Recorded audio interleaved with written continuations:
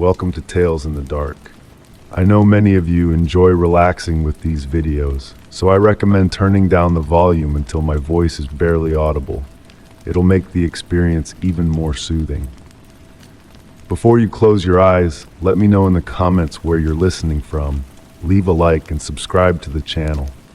Thank you and enjoy listening. Story 1, I pointed to the door at the end of the hallway, my heart pounding. Right there, I told my friend, that room. But she only frowned, staring at the blank wall. My breath hitched. The air smelled faintly of old wood and something floral, something I didn't recognize. I turned back to the door, my fingers curling around the knob. The paint felt warm under my touch. There's no door there, she whispered, but I could feel someone watching me from the other side. You really don't see it, I asked, my voice barely audible even to myself. The carved wooden door with its antique brass handle stood solid before me, as real as anything in my house. The polished wood gleamed with an amber hue that didn't match any other woodwork in my home. Sarah shook her head slowly, her eyes wide with concern. I see a wall, nothing else. She reached out, and I watched in disbelief as her hand pressed flat against what appeared to me to be the middle of the door. Solid wall. I swallowed hard, my mouth suddenly dry. The door had appeared 3 nights ago. I'd awakened from a deep sleep, drawn by a soft humming sound coming from the hallway.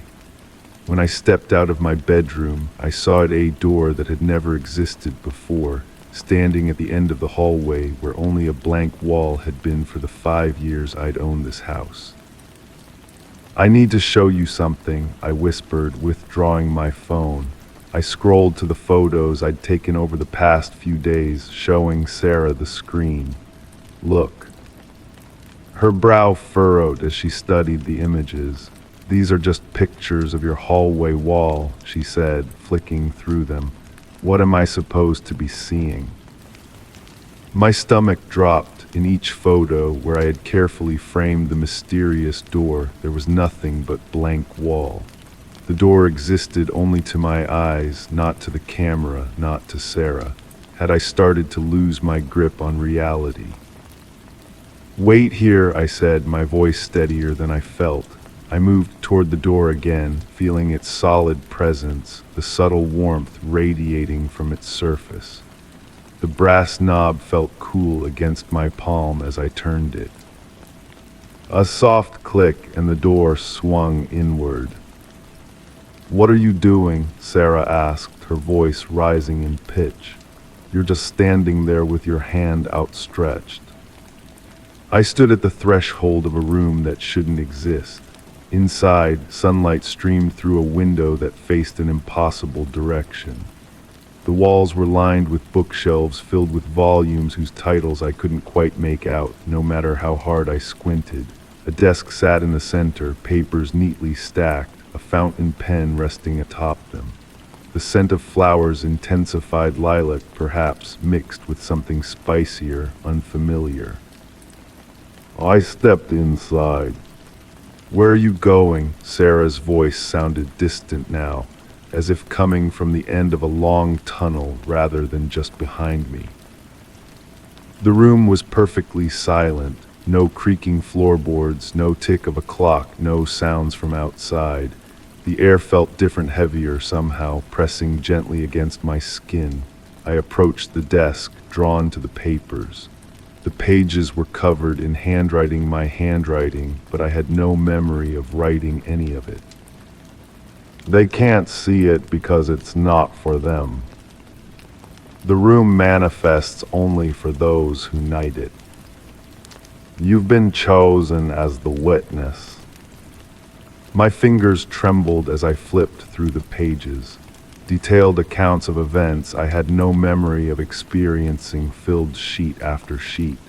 Descriptions of places I'd never been, people I'd never met, all written in my distinctive scrawl. Behind me, I heard the door close.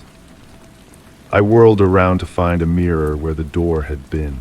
My reflection stared back, but something was wrong. The me in the mirror didn't move when I did. It stood perfectly still, watching me with an intensity that made my skin crawl. "Who are you?" I whispered. My reflection smiled, a gesture I wasn't making. Its lips moved, forming words I couldn't hear but somehow understood. "I am what you become when you stay too long." A knock from the other side of the mirror made me jump. "Are you okay in there?" Sarah's muffled voice called out. "What are you doing?" I turned away from the mirror, scanning the room for another exit. The window seemed the obvious choice, but as I approached it, I realized it wasn't a window at all, just a painting of sunlight streaming through glass. An incredibly detailed trompe l'oeil that had fooled me completely. The knocking grew more insistent. "I can't see you anymore," Sarah called, panic edging into her voice. "Where did you go?" I returned to the desk, rifling through the papers more frantically now. There had to be something here that explained what was happening, something that could help me leave. My eyes caught on a passage.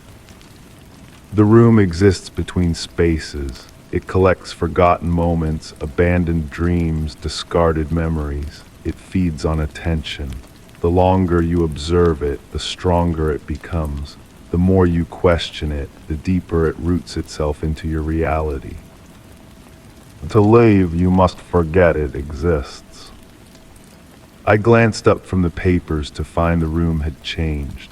The bookshelves now extended all the way to the ceiling, which seemed farther away than before. The walls had shifted from cream to a pale blue. The mirror where the door had been was now a painting, a perfect rendering of Sarah looking concerned, her fist raised mid-knock. My heart raced as I understood. The room was reshaping itself around me, incorporating my fears, feeding off my confusion. If I stayed much longer, would there be anything left of the real world for me to return to? I closed my eyes, focusing on my breathing. Forget it exists. Forget it exists. How does one deliberately forget something? The very act of trying to forget requires remembering what needs to be forgotten. It seemed an impossible task. Unless I opened my eyes and approached one of the bookshelves. I selected a volume bound in rich brown leather and opened it. Blank pages. I grabbed another. The same. Every book was empty, waiting to be filled. I returned to the desk and picked up the fountain pen. The weight of it felt significant in my hand. I began to write in one of the blank books. The room doesn't exist. There is no door at the end of the hallway. There never was. The pen moved smoothly across the paper, the ink a deep blue-black that seemed to shimmer slightly before settling into the page. As I wrote the words, I felt something shifting in my mind, as if the very act of recording this denial was making it more real. I wrote the sentence again and again, filling page after page with the same declaration. With each repetition, the room around me seemed to waver slightly, like heat rising from pavement. The room doesn't exist. There is no door at the end of the hallway. There never was. The bookshelves began to blur at the edges. The blue walls pulsed, darkening and lightening with a rhythm that matched my heartbeat. The painting of Sarah changed now. She looked terrified, her mouth open in a silent scream. I wrote faster, more desperately. The room doesn't exist. There is no door. The pen grew hot in my hand, almost too hot to hold, but I gripped it tighter. The ink changed color, turning deep red. Whether it was now red ink or my own blood from my blistering fingers, I couldn't tell. The floor beneath me trembled. The ceiling began to lower, inch by inch. The walls contracted, the bookshelves folding in on themselves like a collapsing cardboard box. The room was being unmade. There is no room, there is no door, there never was. As I wrote the final word, everything went black. I felt a hand on my shoulder, shaking me gently. "Hey, are you okay? You've been staring at that wall for almost 10 minutes, Sarah said, her voice thick with worry. I blinked, finding myself standing in my hallway, facing the blank wall at the end. My right hand was clenched into a fist, my nails digging painfully into my palm. "I'm fine," I said, my voice hoarse. "Just got lost in thought." Sarah studied my face, clearly not convinced. "If you say so, let's go to the kitchen and get some water, okay?" I nodded, turning away from the wall, deliberately not looking back as we walked toward the kitchen. My palms stung. When I finally unclenched my fist, I found crescent-shaped indentations where my nails had dug in, and something else, a small ink stain, deep blue-black, shimmering slightly in the light. That night after Sarah left, I went through my phone and found no photos of the hallway wall. I checked my hand, the ink stain was gone, if it had ever been there at all. Perhaps I had imagined everything. I slept fitfully, tossing and turning. When I finally fell into a deeper sleep near dawn, I dreamed of a room filled with books, all written in my handwriting, all containing stories about doors that shouldn't exist and rooms that bent reality. I awoke with a start, the morning light filtering through my curtains. For a moment, everything felt normal. Then I noticed a fountain pen on my nightstand that I didn't recognize. Rich brown with gold accents, it gleamed in the sunlight. Beside it lay a small leather-bound book. I opened it with trembling fingers. Most pages were blank, but on the first page, in handwriting that was almost but not quite my own, was written, "The room exists for those who need it, even if they deny its existence. You'll find your way back when you're ready. We're waiting." I snapped the book shut and shoved it into my drawer. I went about my day, deliberately avoiding the hallway when possible. When I had to pass through it, I kept my eyes fixed straight ahead, never allowing my gaze to drift toward the end wall.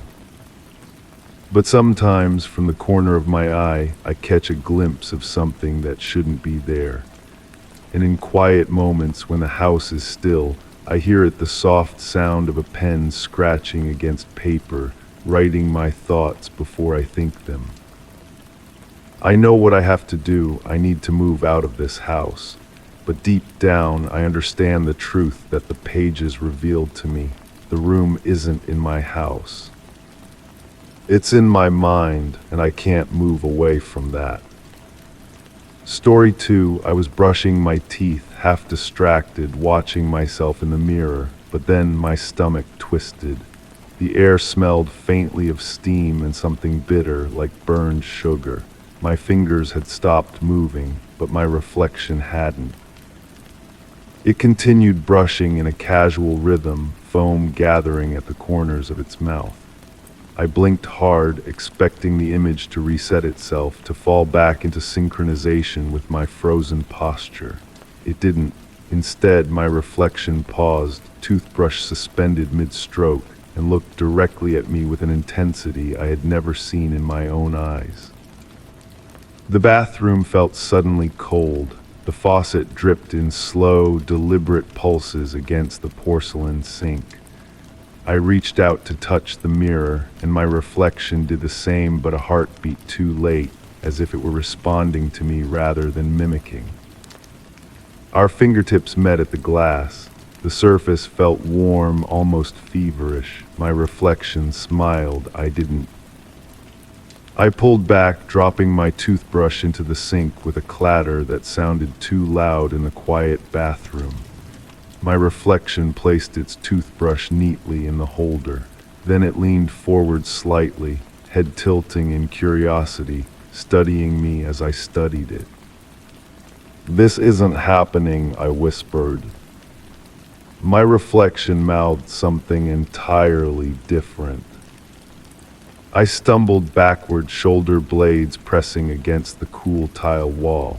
My reflection remained at the mirror, hands resting on the edge of the sink, waiting. The bitter smell grew stronger, mixing with the mint of my toothpaste in a nauseating combination. Sleep deprivation, I told myself, stress, an overtaxed imagination. I closed my eyes and counted backward from 10, breathing deeply. When I opened them again, the reflection would be normal. 8, 7, 6. The bathroom light flickered once. 3, 2, 1. I opened my eyes. The mirror was completely fogged over, as if someone had taken a hot shower. Through the condensation, I could make out the silhouette of a figure, still standing where my reflection should be. I fled the bathroom, slamming the door behind me. I spent the night on the couch, television murmuring in the background, afraid to close my eyes. By morning, exhaustion had convinced me it was a vivid hallucination, nothing more. But when I finally gathered the courage to return to the bathroom, the mirror was still fogged, despite the cool air of the apartment. I wiped it clean with a towel, revealing only my normal, tired reflection. Relief washed over me until I noticed something odd. The reflection of the bathroom door behind me showed it standing open. I turned around. The door was closed just as I had left it. I began documenting everything, taking photos of mirrors before and after entering rooms, setting up my phone to record the bathroom mirror while I slept. I kept a journal, noting every inconsistency, every moment when reality seemed to slip. The recordings showed nothing unusual, just empty rooms and still reflections. But the photos began to show subtle differences. Objects slightly moved in the reflection compared to reality, light coming from impossible angles, shadows that didn't match their sources. I covered the bathroom mirror with a sheet, then all the mirrors in my apartment. It didn't help. I started seeing my reflection in windows, in the blank screen of my television, in the polished surface of my kitchen counter. Always watching, always slightly out of sync. I stopped going to work. Friends called, concerned by my absence, but I couldn't explain what was happening without sounding deranged. Eventually, the calls stopped.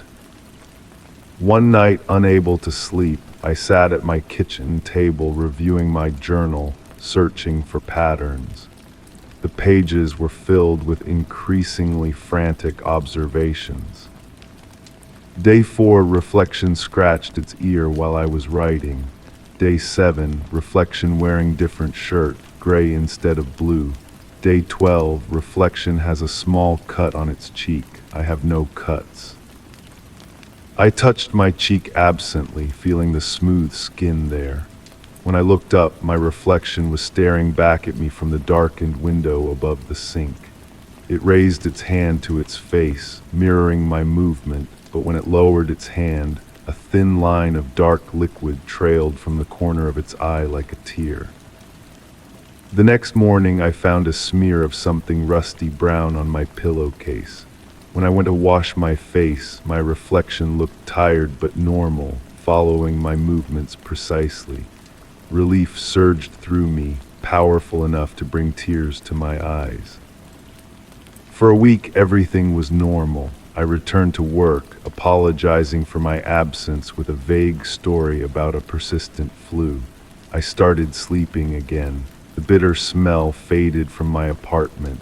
I took down the sheets covering my mirrors, feeling foolish but still hesitant. Then I noticed my neighbor watching me with unusual intensity as I collected my mail. She looked concerned, almost frightened. "Are you feeling better?" she asked, keeping her distance. "Yes, much better, thank you," I replied, confused by her wariness. "It's just that I heard you moving around a lot at night," she said, "and talking, having conversations." "I live alone," I said. "I know," she replied and hurried back to her apartment. That night I woke suddenly from a deep sleep, the bitter smell overwhelming.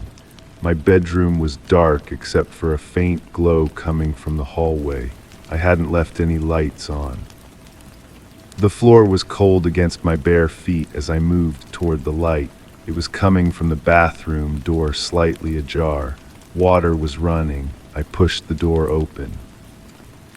Steam billowed out. The mirror was completely fogged, but behind the condensation I could see movement. The shower curtain was drawn closed, a silhouette visible behind it, the shape of a person washing, scrubbing rhythmically. I hadn't turned the shower on. My hand trembled as I reached for the curtain. The silhouette stopped moving. I pulled the curtain back in one quick motion. The shower was empty, water running hot enough to scald. But the drain was clogged with dark hair not mine, and the water swirled pink against the white porcelain. I stumbled backward and caught a glimpse of the fogged mirror. Someone had written in the condensation, "I'm still here." The handwriting was mine. I ran out of the bathroom, out of the apartment, into the night. I drove until morning, stopping only when exhaustion made it dangerous to continue. At a small motel, I paid cash and collapsed onto the bed without even removing my shoes. When I woke, the room was dark. I fumbled for the lamp and turned it on, its weak light barely pushing back the shadows. The room had a musty smell, but underneath it, faintly, was that familiar bitter scent. I sat up slowly. Across from the bed was a dresser with a mirror. In the dim light, I could just make out my reflection, sitting up as I was. But as my eyes adjusted, I noticed something wrong with its face. Its features were slightly misaligned, as if someone had tried to draw me from memory and gotten the proportions almost, but not quite, right. As I watched, frozen, my reflection smiled. Its teeth were too sharp, too numerous. It raised a finger to its lips in a shushing gesture. I didn't move, couldn't move. My reflection stood, though I remained sitting. It walked to the edge of its mirror world and placed its palms flat against the glass. The mirror surface began to ripple like disturbed water. A hand emerged from the mirror, fingers grasping the frame, pulling. The glass stretched like plastic wrap, distorting the image behind it. Another hand appeared, then a head, shoulders. My reflection was climbing through. I found my voice and screamed, the sound tearing from my throat. I scrambled backward on the bed until my back hit the wall. The figure paused, half in and half out of the mirror, head cocked to one side as if puzzled by my terror. It spoke, voice like mine but hollow, echoing as if coming from the bottom of a well. "Why are you afraid? I just want to be free." Its body continued to emerge, the mirror stretching impossibly to accommodate its passage. Its movements were jerky, unnatural, like a marionette with tangled strings. I lunged for the door, fingers fumbling with the chain lock. Behind me, I heard a wet, tearing sound, like tape being ripped from skin. I didn't look back. The parking lot was empty, bathed in the red glow of the vacancy sign. I ran toward my car, keys clutched in my sweating hand. As I reached for the door handle, I caught my reflection in the car window. It wasn't moving, it stood perfectly still, watching me with an expression of infinite sadness. Behind it, reflected in the glass, I could see another figure approaching from the direction of my motel room. I turned, but there was no one there.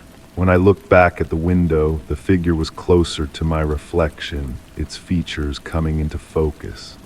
It was me or something wearing my face, distorted and wrong.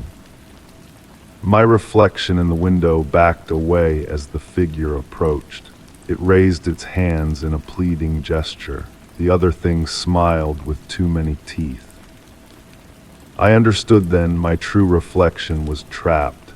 This thing had taken its place, moving between mirrors, growing stronger with each passage, and now it was free. I watched helpless as the thing reached my reflection and placed its hands around my reflection's throat. The reflection struggled, eyes wide with terror, looking directly at me, begging for help. The window glass felt warm under my fingers. I pressed harder, willing my hand to pass through, to reach the world on the other side. The glass bent slightly but held firm. In the reflection, my doppelganger turned to look at me, hands still around my reflection's throat. It smiled, and I saw that its teeth were stained dark. "Thank you for letting me out," it said, voice clear despite the barrier between us.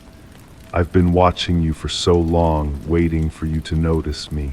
Now I get to live your life while you stay in there, forever." My reflection's struggles weakened. Its eyes began to close. The glass suddenly felt cold beneath my palm. I pulled back, watching as frost crystals formed across the window's surface, obscuring the scene behind it. When the frost melted moments later, the window showed only the empty parking lot and my own face, pale and terrified. But it wasn't my face, not anymore. When I raised my hand to touch my cheek, the reflection followed perfectly, no lag, no hesitation. I felt a small cut under my fingertips, a thin line that hadn't been there before. I drive now, never staying in one place too long. I avoid mirrors, reflective surfaces of any kind. Sometimes, out of the corner of my eye, I catch glimpses of someone watching me from windows, puddles, the chrome of passing cars.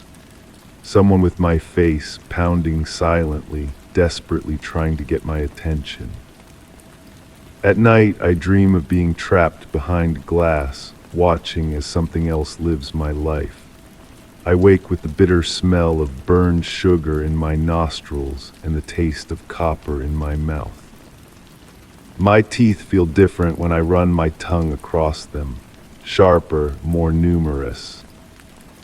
And sometimes, when no one is looking, I find myself drawn to mirrors, pressing my palms against their cool surfaces, feeling them give way just slightly under the pressure, wondering who else I might find on the other side, waiting to be set free. Story 3, I had driven this road 100 times. The houses were always the same fences, the same porches, the same mailbox at the end of each driveway. But today, as I turned the corner, my stomach clenched. There was a house at the end of the street, large, dark, as if it had always been there, but I knew it hadn't. The air smelled damp, thick with the scent of wet earth. My breath came in shallow bursts as I slowed the car, and in the upstairs window, something shifted. My fingers tightened around the steering wheel as I pulled to the curb. The engine died with a shudder that seemed to travel from metal to bone. I sat motionless, staring at the structure that had impossibly materialized where empty woodland had stood just yesterday. A Victorian monstrosity of weathered wood and clouded glass, its paint peeled in long strips like dead skin.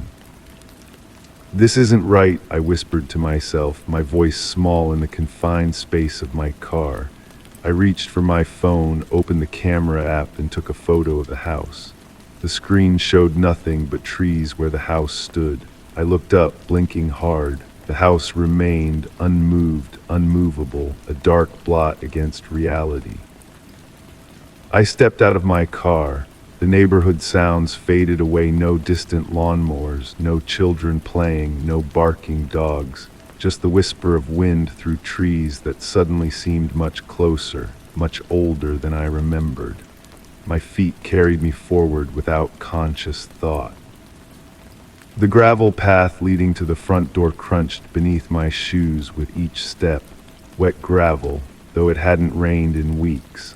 The smell of decay grew stronger as I approached, not the sweet rot of compost, but something older, deeper, like disturbed soil from a forgotten grave.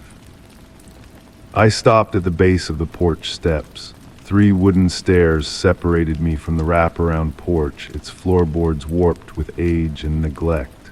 A rocking chair sat motionless to the left of the front door, empty, yet the wood creaked slightly as if bearing weight. "Hello," my voice fell flat against the faade. No echo, no response. I should have turned back then, I know that now. Instead, I climbed those 3 steps, each one groaning under my weight in a different pitch, almost musical in their protest. The door stood slightly ajar, the darkness beyond absolute, consuming what little daylight reached the porch. My hand hovered over the tarnished brass doorknob. It felt cold before I even touched it, radiating a chill that made my fingers ache. When I finally grasped it, the metal seemed to pulse beneath my palm, like something sleeping that stirred at my touch. The door swung inward without a sound. The interior smelled wrong, stale air mingled with something chemical and sharp, like developing fluid from the darkrooms I remembered from photography class. But underneath was another scent, faint but persistent, tobacco. My father's brand. He had been gone for 5 years. I stepped inside and the floorboards felt soft beneath my feet, yielding slightly with each step as if I walked on something that wasn't quite wood. The foyer opened to a grand staircase and hallways stretching to either side. Wallpaper peeled in long strips, revealing older patterns beneath, geometric designs that seemed to shift when viewed from the corner of my eye. A sound drifted from somewhere upstairs, faint, rhythmic scratching, like fingernails against wood, or a record needle stuck in its final groove. I found myself at the foot of the stairs without remembering the decision to move deeper into the house. My hand rested on the banister, which felt warm and smooth, unlike the weathered exterior, too smooth, too warm, like skin. I recoiled, wiping my palm against my jeans. "What is this place?" I asked the empty air. My voice sounded different inside, deeper, with an echo that lingered too long and seemed to come back changed, as if someone else had spoken my words back to me. On the wall beside the staircase hung a mirror, its surface clouded with age. I approached it slowly, drawn by the promise of reflection, of confirmation that I remained myself in this place that shouldn't exist. But the glass showed only darkness, a void that seemed deeper than the space behind the mirror could possibly allow. Then movement, not my own, a shape forming in the depths of the mirror, indistinct at first, then resolving into the suggestion of a face. My face, but not as I knew it, older, gaunt, eyes dark and sunken, lips pulled back in what might have been a smile or a grimace of pain. I stumbled backward, nearly falling. The scratching sound from upstairs grew louder, more insistent. A rhythmic drag and tap, footsteps, I realized with sudden clarity. Someone walking with an irregular gait. My journalistic instincts fought with my fear. I had come here to document this impossibility, hadn't I? I pulled out my phone again, opened the voice recorder app, and pressed record. The house appeared overnight. I spoke into the device. The interior is larger than the exterior dimensions would suggest. The temperature drops significantly near doorways and windows. There are sounds coming from the second floor. I played back the recording. Static hissed from the speaker, punctuated by words that weren't mine, fragments of phrases in a voice I almost recognized. Return what was taken, walls remember, never left. The phone grew hot in my hand, then shut down completely. When I tried to power it back on, the screen remained black, reflecting my wide eyes and pale face. The scratching stopped. I looked up toward the landing at the top of the stairs. A door stood open that had been closed before, revealing a slice of what appeared to be a child's bedroom. A sliver of light spilled onto the upstairs hallway carpet light that pulsed gently, like a heartbeat. Against every instinct screaming inside me, I began to climb the stairs. Each step groaned a different note, creating a discordant melody that seemed to follow some pattern just beyond my comprehension. The air grew colder as I ascended, my breath fogging in front of my face. The upstairs hallway stretched longer than the house could possibly contain, with identical doors lining both sides. All closed except for that one, third from the left with its beckoning light. I moved toward it, drawn by the soft glow and something else, a familiarity that tugged at memories I couldn't quite grasp. The door swung wider as I approached, though no hand touched it. Inside was indeed a child's room, but frozen in time. Toys from my childhood era arranged with meticulous precision on shelves. A baseball glove I recognized as my own lay on the bed. A model airplane I had built with my father hung from the ceiling by fishing line. Family photos lined the walls, but with subtle wrongness, faces blurred or replaced with shadows, landscapes I'd never visited, moments I'd never lived. In the center of the room stood a desk, atop which sat an old typewriter, paper loaded and waiting. Words already filled most of the page. I had driven this road 100 times. The houses were always the same fences, the same porches, the same mailbox at the end of each driveway. But today, as I turned the corner, my story, the beginning of this very account, the keys of the typewriter began to move on their own, striking the paper with metallic precision, continuing the narrative even as I stood watching. I moved toward it, drawn by the soft glow and something else. I backed away, colliding with the door frame. The room began to change, the walls breathing inward, the ceiling lowering. The light pulsed faster, brighter, revealing writing on the walls that had been invisible before. My handwriting, words I had never written but somehow knew. Words that told of a house that waited, that called, that needed. The typewriter continued its mechanical clatter, recording my movements, my thoughts as they happened. I turned to flee, but the hallway had changed, shorter now, with fewer doors, and at its end, instead of the staircase, a wall with a single photograph. I approached it slowly, the floorboard sighing beneath me. The photograph showed a family standing before a Victorian house, this house smiling stiffly in the manner of old pictures. As I drew closer, the faces resolved into focus. My father, my mother, a child who was me but not me, with eyes too knowing for youth. The glass of the frame cracked with a sound like ice breaking on a winter lake. Behind me, the typewriter fell silent. When I turned back, the room with the typewriter was gone. All the doors were gone, just smooth, unbroken wallpaper where they had been. The house had changed around me, reshaping itself like a body shifting in sleep. I pressed my hand against the wall where the child's room had been. The wallpaper felt damp, and beneath it something pulsed. The wall yielded slightly to my touch, then pushed back, gentle but insistent. A low hum began to vibrate through the floor, rising in pitch and intensity until it resonated in my teeth, my bones. The photograph behind me fell, the glass shattering completely. From downstairs came the sound of breaking wood, as if the house were tearing itself apart. Or transforming. The wallpaper bulged outward all along the hallway, swelling like skin over growing muscle.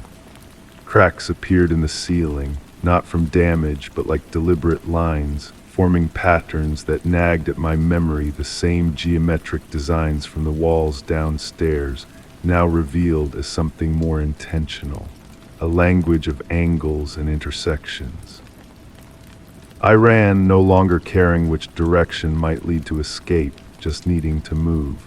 The hallway stretched and contracted around me, playing with distance and perspective. I stumbled into a room that hadn't been there before, a study lined with books whose titles I could almost read before they shifted and changed. A desk dominated the center of the room, covered with papers filled with drawings of the house, technical diagrams, calculations. Architectural plans that showed not just the physical structure, but something more: dotted lines representing flows of energy, notations in a script I couldn't read, but somehow understood was mapping something beyond physical dimensions. In the center of the desk lay a leather-bound journal, open to a page with a single sentence written in my father's unmistakable handwriting.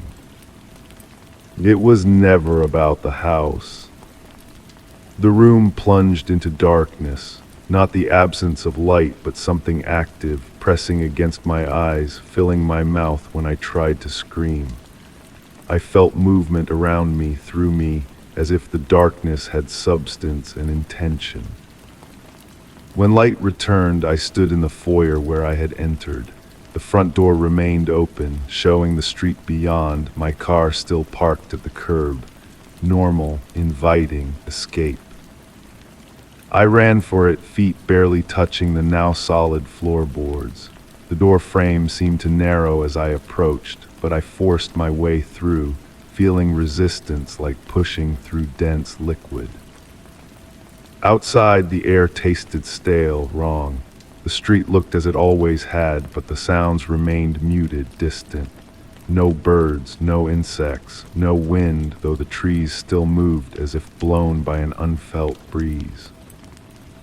I reached my car, fumbled with the keys, dropped them, retrieved them with shaking hands. As I straightened, movement in the upstairs window of the house caught my eye. A figure stood watching, a silhouette I recognized with visceral certainty. My own. Not a reflection, me looking out at me with an expression of such profound sadness that my chest ached in response. Our eyes met across the impossible distance, and I knew with sudden clarity what the house was. Not a structure, but a junction, a meeting place between what is and what might have been, what still could be.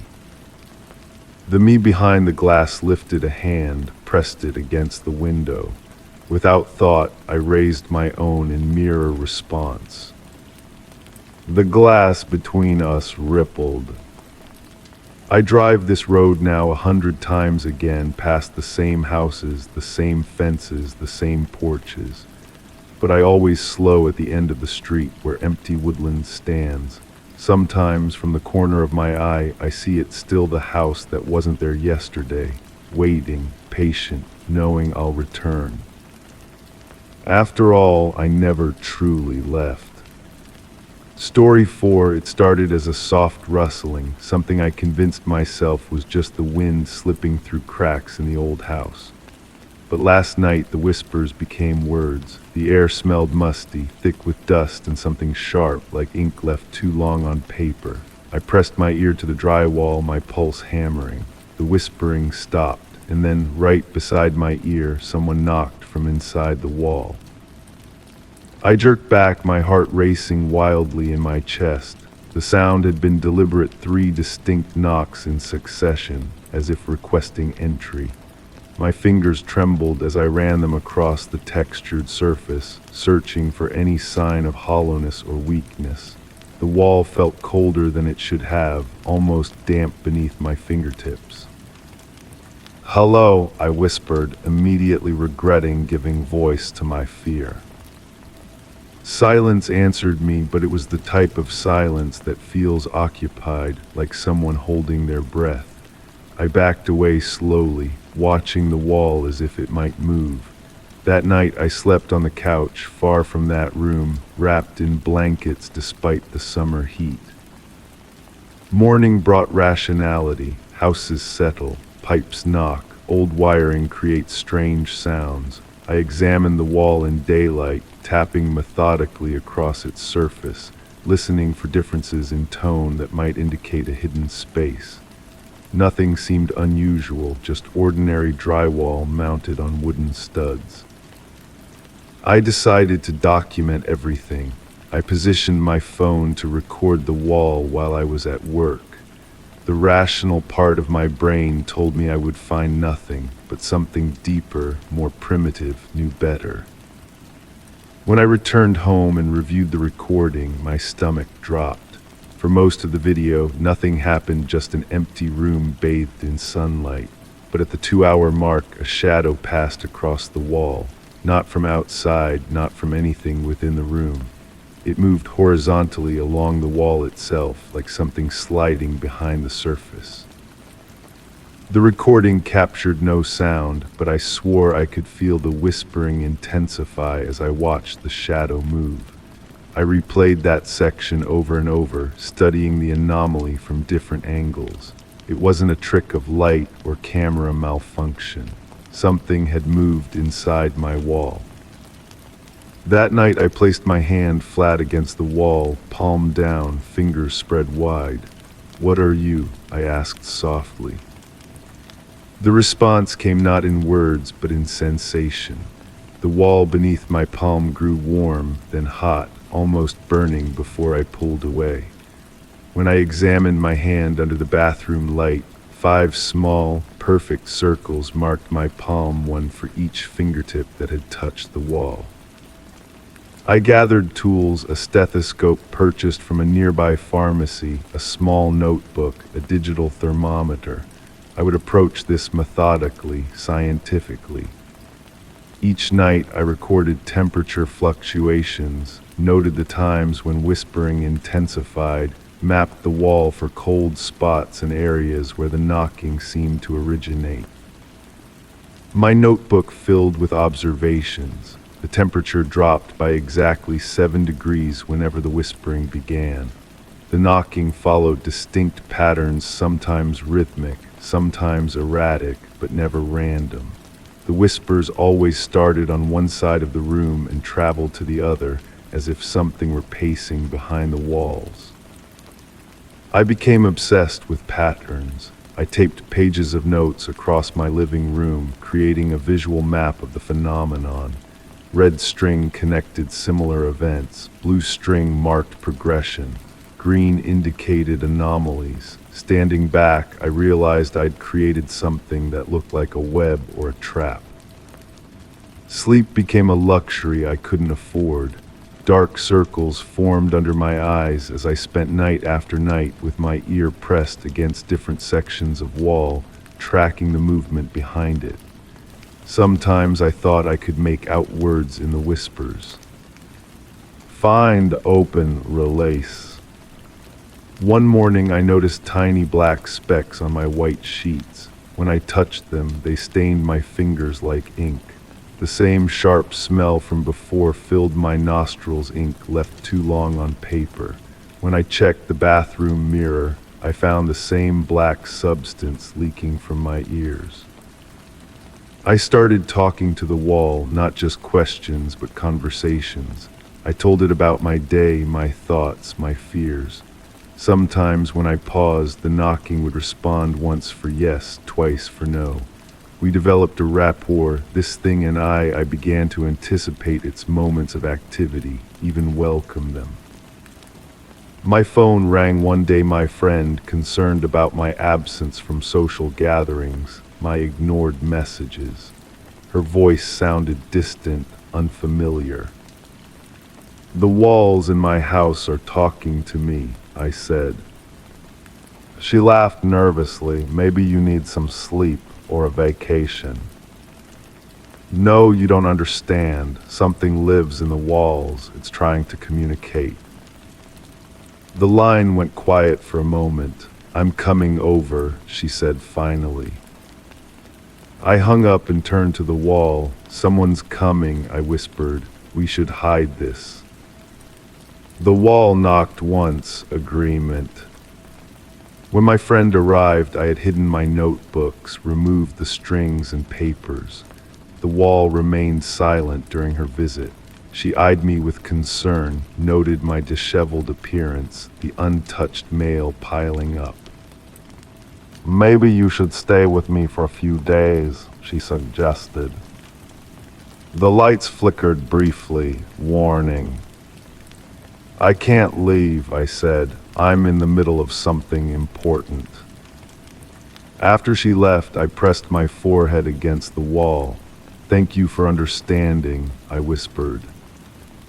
The response was immediate, a vibration that ran through the drywall into my skull, filling my head with a sound like rushing water. When I pulled away, a small crack had formed where my head had touched. Excitement surged through me. A crack meant an opening meant access. I fetched a small hammer from my toolbox. The wall knocked rapidly, urgently. Disapproval or encouragement, I couldn't tell. I tapped the hammer gently against the crack, widening it slightly. Black liquid seeped through, thick and glossy. I touched it with my fingertip, the same ink-like substance I'd found on my sheets, in my ears. The smell intensified, musty, chemical, intoxicating. I pressed my eye to the crack, trying to see into the darkness beyond. Something moved on the other side, a shifting darkness deeper than the absence of light. My hammer struck harder now, chips of drywall falling to the floor. The knocking became continuous, reverberating through the entire house.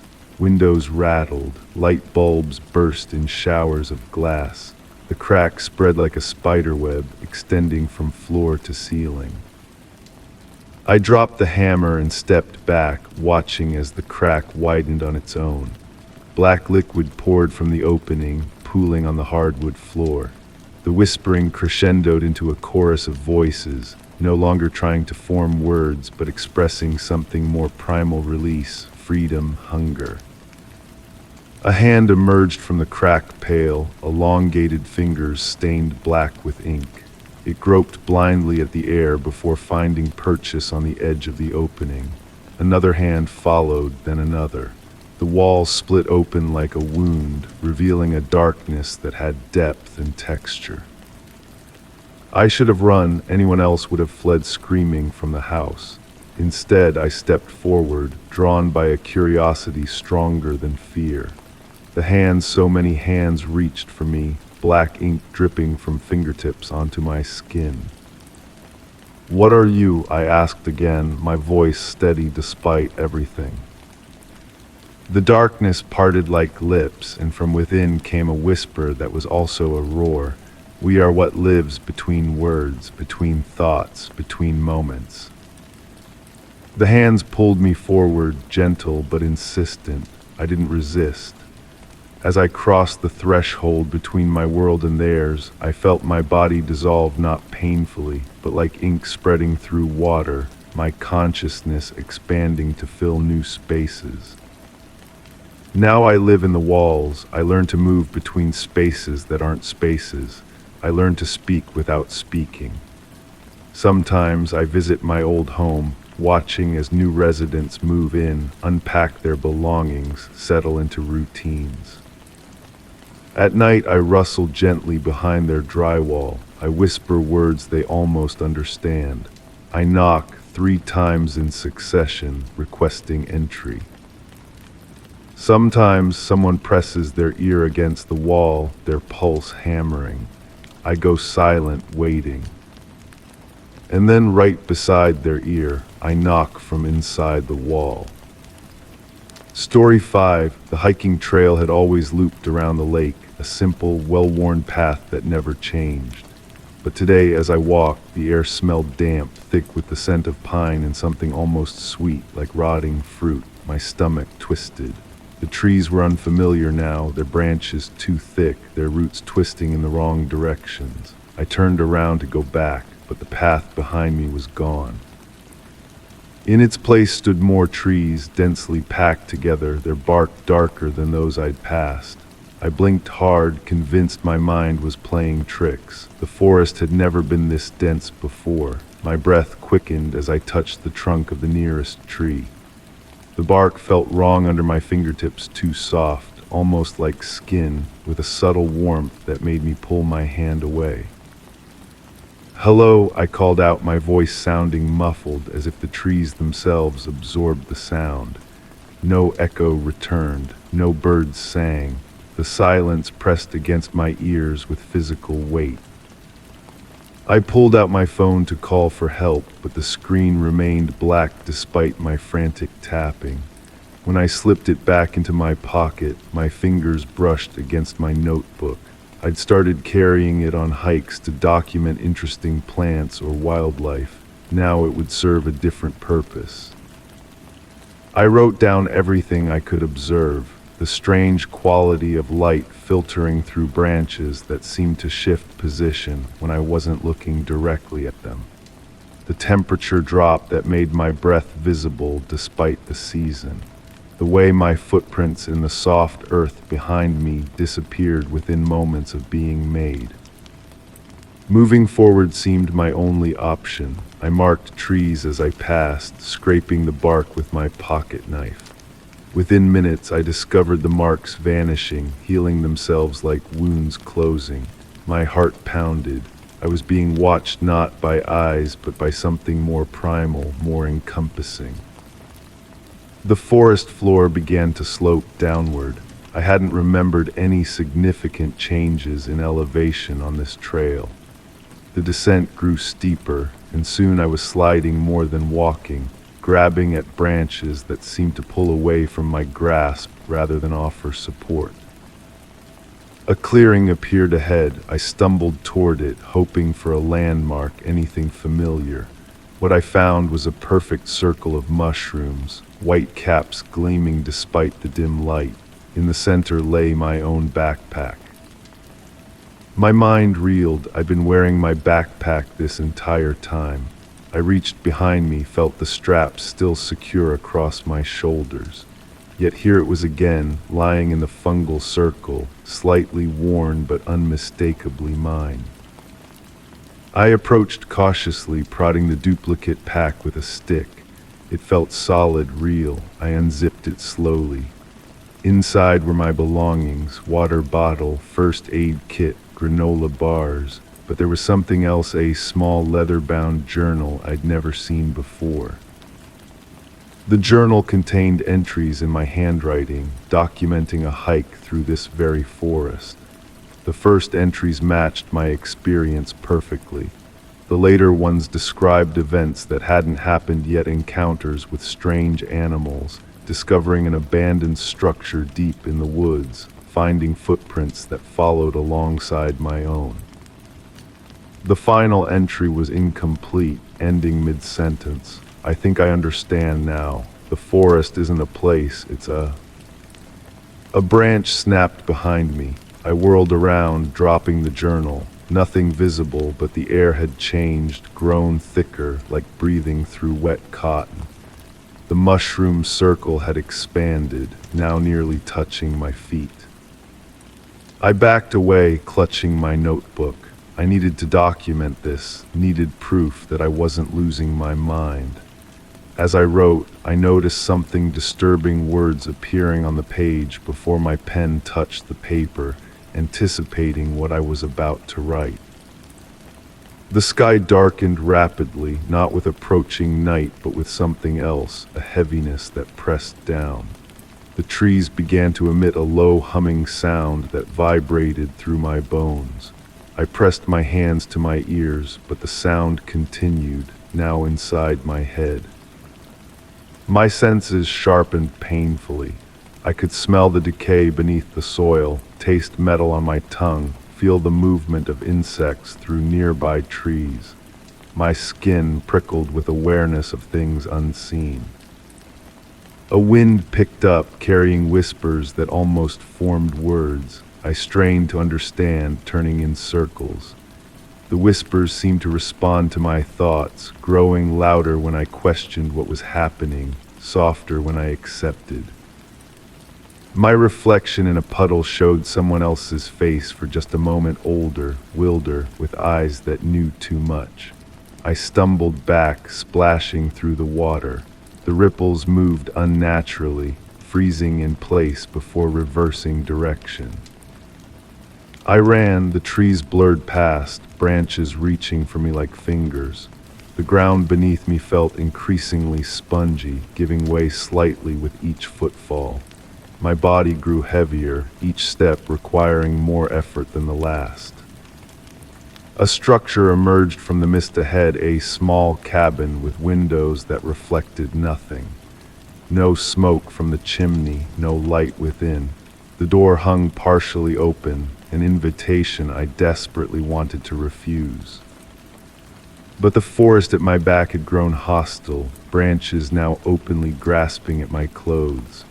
The cabin represented shelter, however dubious. I approached slowly, calling out. No response came. The interior was spare: a table, a chair, a fireplace with cold ashes. On the table sat a single photograph in a wooden frame. I approached, knowing what I would see before I even looked. It was me, standing in this very cabin, holding this very photograph, caught in an infinite recursion. But in each smaller version, subtle differences appeared. My clothing changed. My expression shifted from confusion to horror to resignation. The door slammed shut behind me. I wasn't surprised. Part of me had known this was coming, had been waiting for it. The cabin groaned, the sound of wood expanding and contracting like breath. The walls began to sweat a clear fluid that smelled of sap. It ran down in rivulets, pooling on the floor, rising slowly. I climbed onto the table as the liquid continued to fill the room. It wasn't water, it moved with purpose, with hunger. The photograph in my hand changed again. Now it showed me on the table, but the cabin around me had transformed. Walls ribbed like the inside of a throat, floor pulsing slightly. I understood then, the forest wasn't a place. It was something ancient and alive, and I had wandered into its mouth. The cabin was merely one organ in a vast body that had been digesting me slowly since I first stepped off the familiar path. A crack appeared in the ceiling, widening to reveal not sky but more forest above, impossible yet undeniable. The trees looked down at me, their branches now openly moving like limbs. I reached for my notebook one last time. My pen hovered over the page as words appeared. I think I understand now. The forest isn't a place, it's a... My pen completed the sentence the journal had left unfinished. Consciousness, and it's been waiting for someone to recognize it. The walls pulsed in what felt like approval. The liquid stopped rising, now just covering my ankles on the tabletop. It tingled against my skin, not unpleasant. The forest wanted to be known, and now it had been. When they find my abandoned car at the trailhead, they'll search for me. They'll walk the familiar loop around the lake, never finding the path I took, because that path doesn't exist for them, not yet. But sometimes, when the wind is right and the light filters through the trees just so, a hiker might catch a glimpse of me, not lost but transformed. My skin now rough like bark, my hair like Spanish moss, my eyes reflecting a knowledge no human was meant to possess. I am still here, watching from within the trees, and if you sense something different about the forest during your walk, if the path seems to shift behind you, if the trees seem to lean in just a little closer, then they should perhaps you'll join me too. After all, the forest is always hungry for those who can truly see it. Story 6. It had been sitting on the shelf for weeks, a gift from a distant relative I barely remembered. Porcelain pale, its painted eyes wide and unblinking. But tonight, as I walked past the shelf, I froze. The air smelled of dust and something faintly sweet, like old perfume. The doll was facing a different direction, and its hands were in its lap now. I was sure they hadn't been before. I approached cautiously, my bare feet silent against the wooden floor. The shelf stood in the corner of my living room, displaying various trinkets and mementos. Yet the doll commanded attention, its delicate features catching the soft lamplight. I picked it up, feeling its cool surface against my fingertips. Its weight seemed wrong, somehow heavier than it should be. I examined it closely, running my fingers along the painted smile that suddenly seemed less innocent than before. "You're just a doll," I whispered, placing it back exactly as I'd found it, hands folded neatly in its lap, facing forward. I took a photo with my phone before turning away, just to be sure. That night, sleep came in broken fragments. I dreamed of tiny footsteps pattering across wooden surfaces. When morning arrived, I checked my phone immediately. The photo showed the doll sitting properly, hands in lap, facing forward. Relief washed over me until I walked into the living room. The doll sat with its hands at its sides, its head tilted slightly to the right. My stomach tightened. I approached it slowly, the floorboards creaking beneath me. The air around the shelf felt different, colder, somehow charged with anticipation. I picked up the doll again, examining it for mechanisms, strings, anything that might explain the movement. Nothing, just smooth porcelain, cool against my skin. I placed the doll in a drawer in the spare room, wrapping it in an old t-shirt. The drawer closed with a satisfying click. Problem solved. For 2 days, everything seemed normal. I almost convinced myself I had imagined the whole thing, perhaps rearranged the doll myself and forgotten. But on the third morning, I found one of my kitchen cabinets open. A single cup sat in the center of the counter. I didn't remember leaving it there. The sweet, dusty smell had returned. I rushed to the spare room. The drawer was still closed. I pulled it open, heart hammering against my ribs. The t-shirt lay there, neatly folded, empty. I searched every room, looking under furniture, behind curtains. The doll was nowhere to be found. That night I barely slept. Every creak, every settling noise of the house jolted me awake. I kept the lights on, my phone clutched in my hand like a talisman. Morning came. In the bathroom mirror, I noticed dark circles under my eyes. As I leaned closer to examine my exhausted reflection, I noticed something in the background, a small pale shape sitting on the edge of the bathtub. I spun around. The doll. Its painted smile seemed whiter somehow. Its glassy eyes caught the light in a way that created the illusion of awareness. I decided to document everything. I set up my phone to record the doll while I was away. I took photos from different angles, noting its exact position. I even drew a chalk outline around it on the shelf where I reluctantly returned it. Whatever was happening, I would capture proof. The recordings showed nothing unusual, just the doll sitting motionless. Yet each time I returned to the room, something was different. Sometimes subtle, a slight turn of the head, fingers rearranged. Sometimes obvious, the doll seated in a completely different spot. The smell of dust and sweet perfume grew stronger each day. Electrical appliances began malfunctioning, lights flickering, the television turning on by itself, playing static.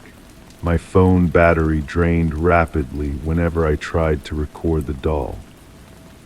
I called the relative who had given me the gift. No answer. I searched online for information about haunted dolls, possession, anything that might explain what was happening.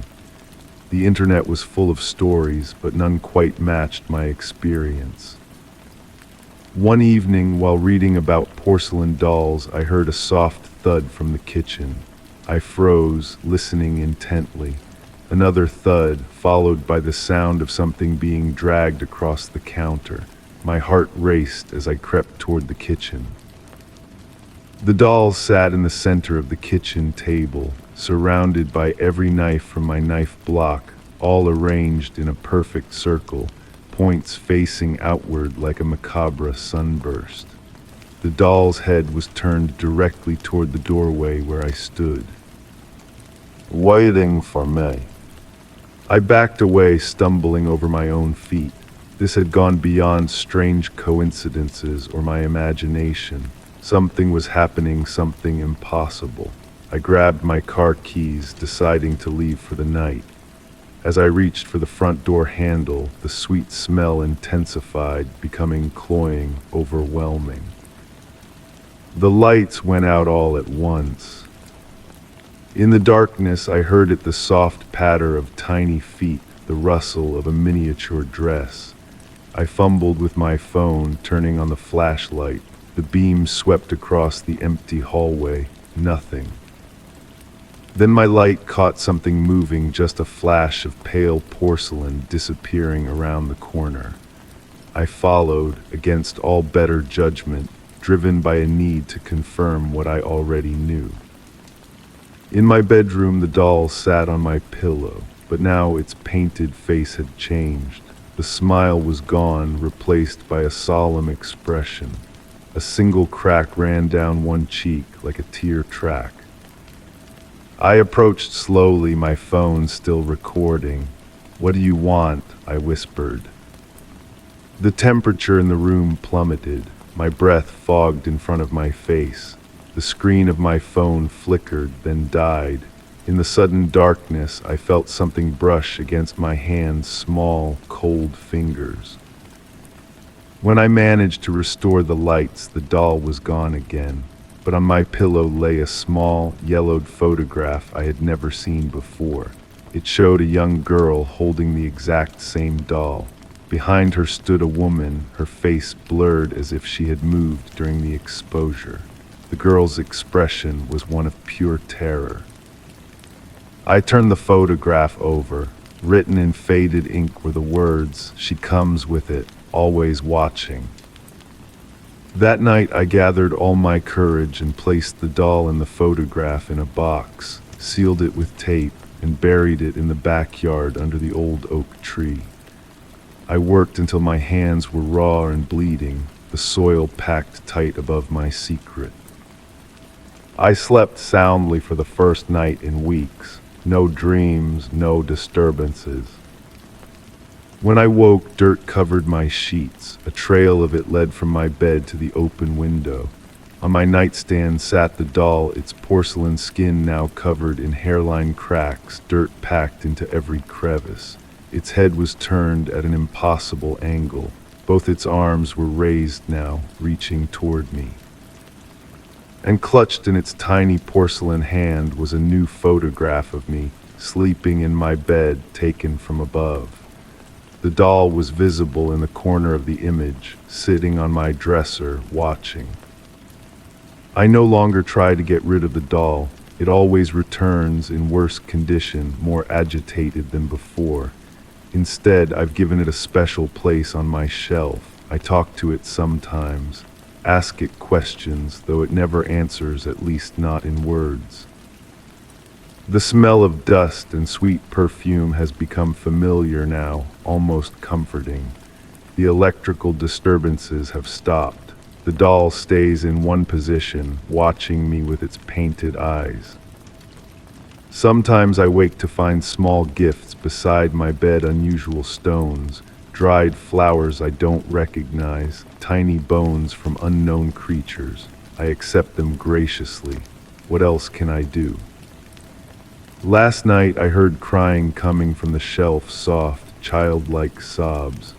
When I approached, the doll was in the same position as always, but a single drop of moisture glistened on its cracked cheek. I touched it gently. "What happened to you?" I whispered. The lights flickered once, and in that moment of darkness, I felt small arms encircle my wrist, not porcelain, but flesh. Warm, human. Then the light returned, and the doll sat motionless once more. I understand now that I don't own the doll. The doll owns me. We are connected by something I cannot explain or escape. Each night, the boundary between us grows thinner. My reflection in the mirror sometimes moves independently, just for a moment, hands folding neatly in my lap when I'm standing with arms at my sides. This morning, I found a crack running down my cheek. When I touch it, it feels like porcelain. I don't think I have much time left before whatever lives inside the doll lives inside me too. And perhaps that's for the best. After all, we've grown so close now. The doll sits on my shelf as I write this, watching me with its wide, unblinking eyes. I glance away for just a moment, and when I look back, I swear it smiles not with its painted mouth, but with its eyes. And oddly enough, I find myself smiling back. Story 7. The picture had hung in my parents' hallway since I was a kid, just a simple family photo, all of us standing on the front porch, smiling.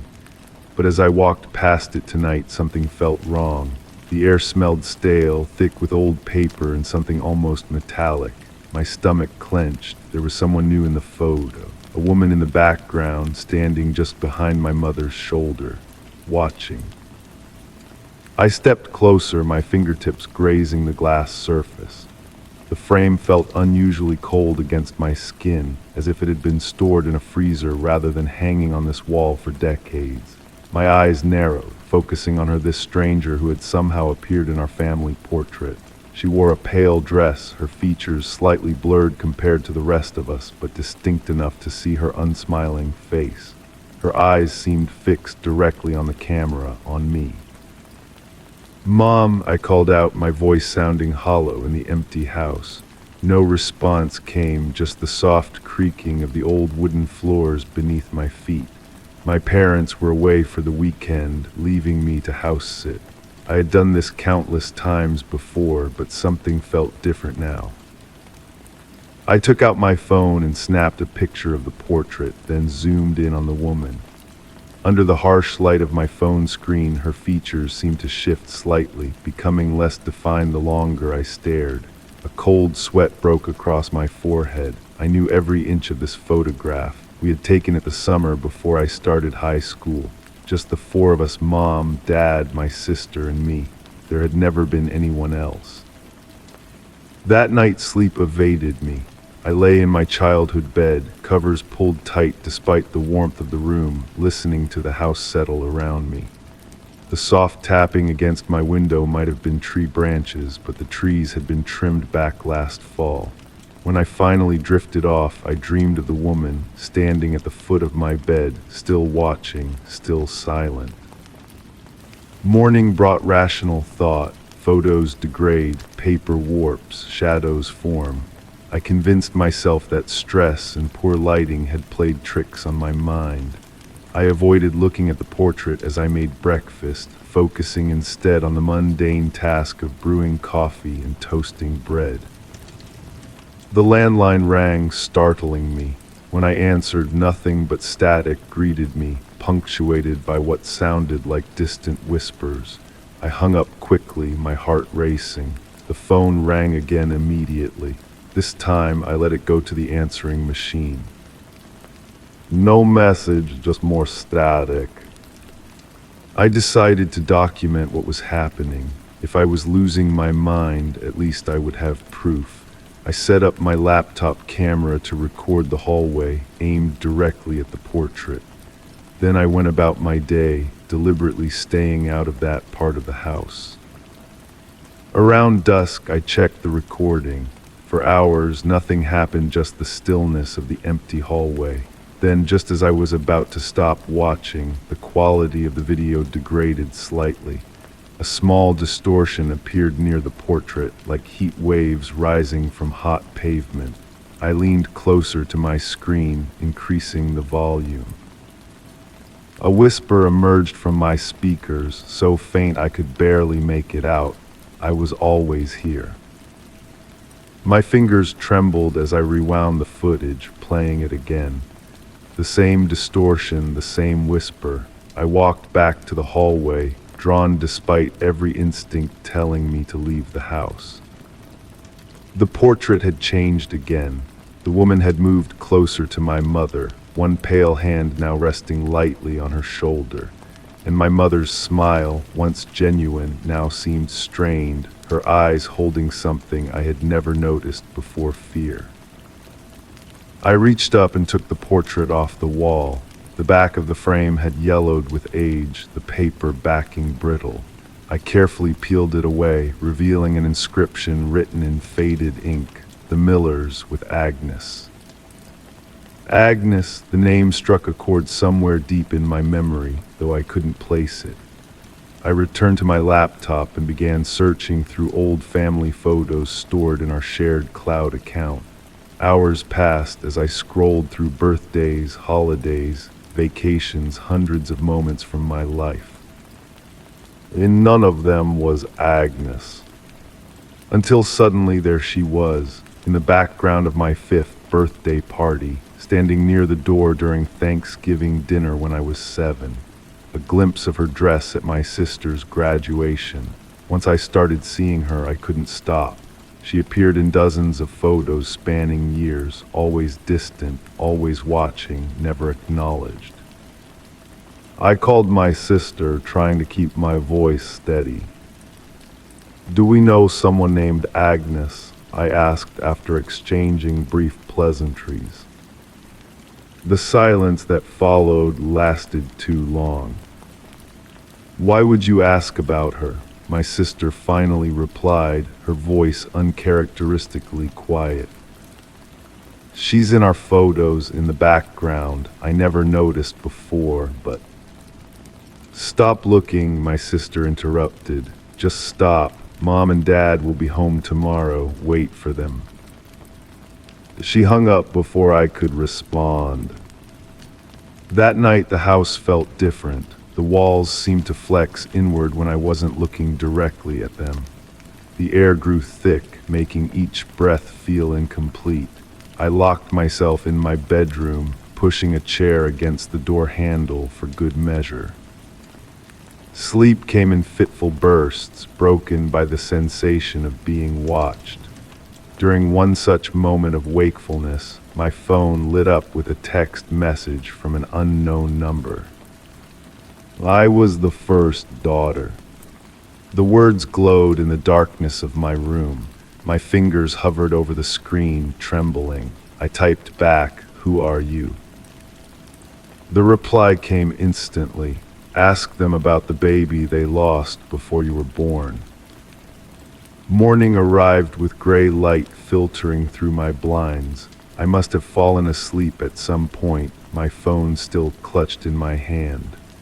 The message thread was gone, no evidence of the strange exchange. I found myself drawn back to the family portrait, now leaning against the wall where I had left it. Agnes had moved again. She now stood directly beside my mother, her arm linked through hers like they were old friends. My own image in the photo seemed to have shifted slightly away, creating space for her. I noticed something else now, a small rectangular bulge in the frame backing that I had partially peeled away. Carefully, I removed a folded piece of paper that had been hidden inside. It was a birth certificate, the paper so old it threatened to crumble between my fingers. Agnes Miller, born and died on the same day, 3 years before I was born. My sister's words echoed in my mind, "Stop looking." But I couldn't, I had to understand. I returned to my laptop and pulled up the camera app, pointing it at myself. The screen showed my face, tired and drawn with worry, but as I watched, something shifted in the background. A figure slowly took form behind me, becoming more solid with each passing second. Agnes stood behind me now, no longer confined to old photographs. Her hand reached toward my shoulder, her fingers pale and translucent. The smell of old paper and metal filled my nostrils. "They replaced me with you," her voice whispered, not from the computer but directly in my ear. "They tried to forget." I could feel her breath on my neck now, cold and damp. My reflection in the screen began to blur, my features becoming less distinct as hers sharpened. But I was always here, always watching, the extra person in every portrait. Her fingers touched my shoulder, sending ice through my veins. In the screen, our reflections began to merge, her face becoming clearer as mine faded. "Your turn to be forgotten," she whispered. I tried to scream, but my voice refused to work. I tried to move, but my body felt impossibly heavy. On the screen, my image continued to fade while hers solidified. The doorbell rang, shocking me back into my body. I gasped, suddenly able to move again. In the screen, only my reflection remained, pale and shaking. "We came back early," my mother called from the front door. The weather turned bad. I rose on unsteady legs and walked to the door. My parents stood there, looking exactly as they always had. Behind them, the family portrait hung on the wall again, perfectly straight, as if I had never removed it. "Is everything okay?" my father asked, studying my face. "You look like you've seen a ghost." I glanced at the portrait over his shoulder. My mother, my father, my sister, and me. And behind us, barely visible unless you knew to look for her, Agnes smiled directly at the camera. "Everything's fine," I heard myself say, "just tired."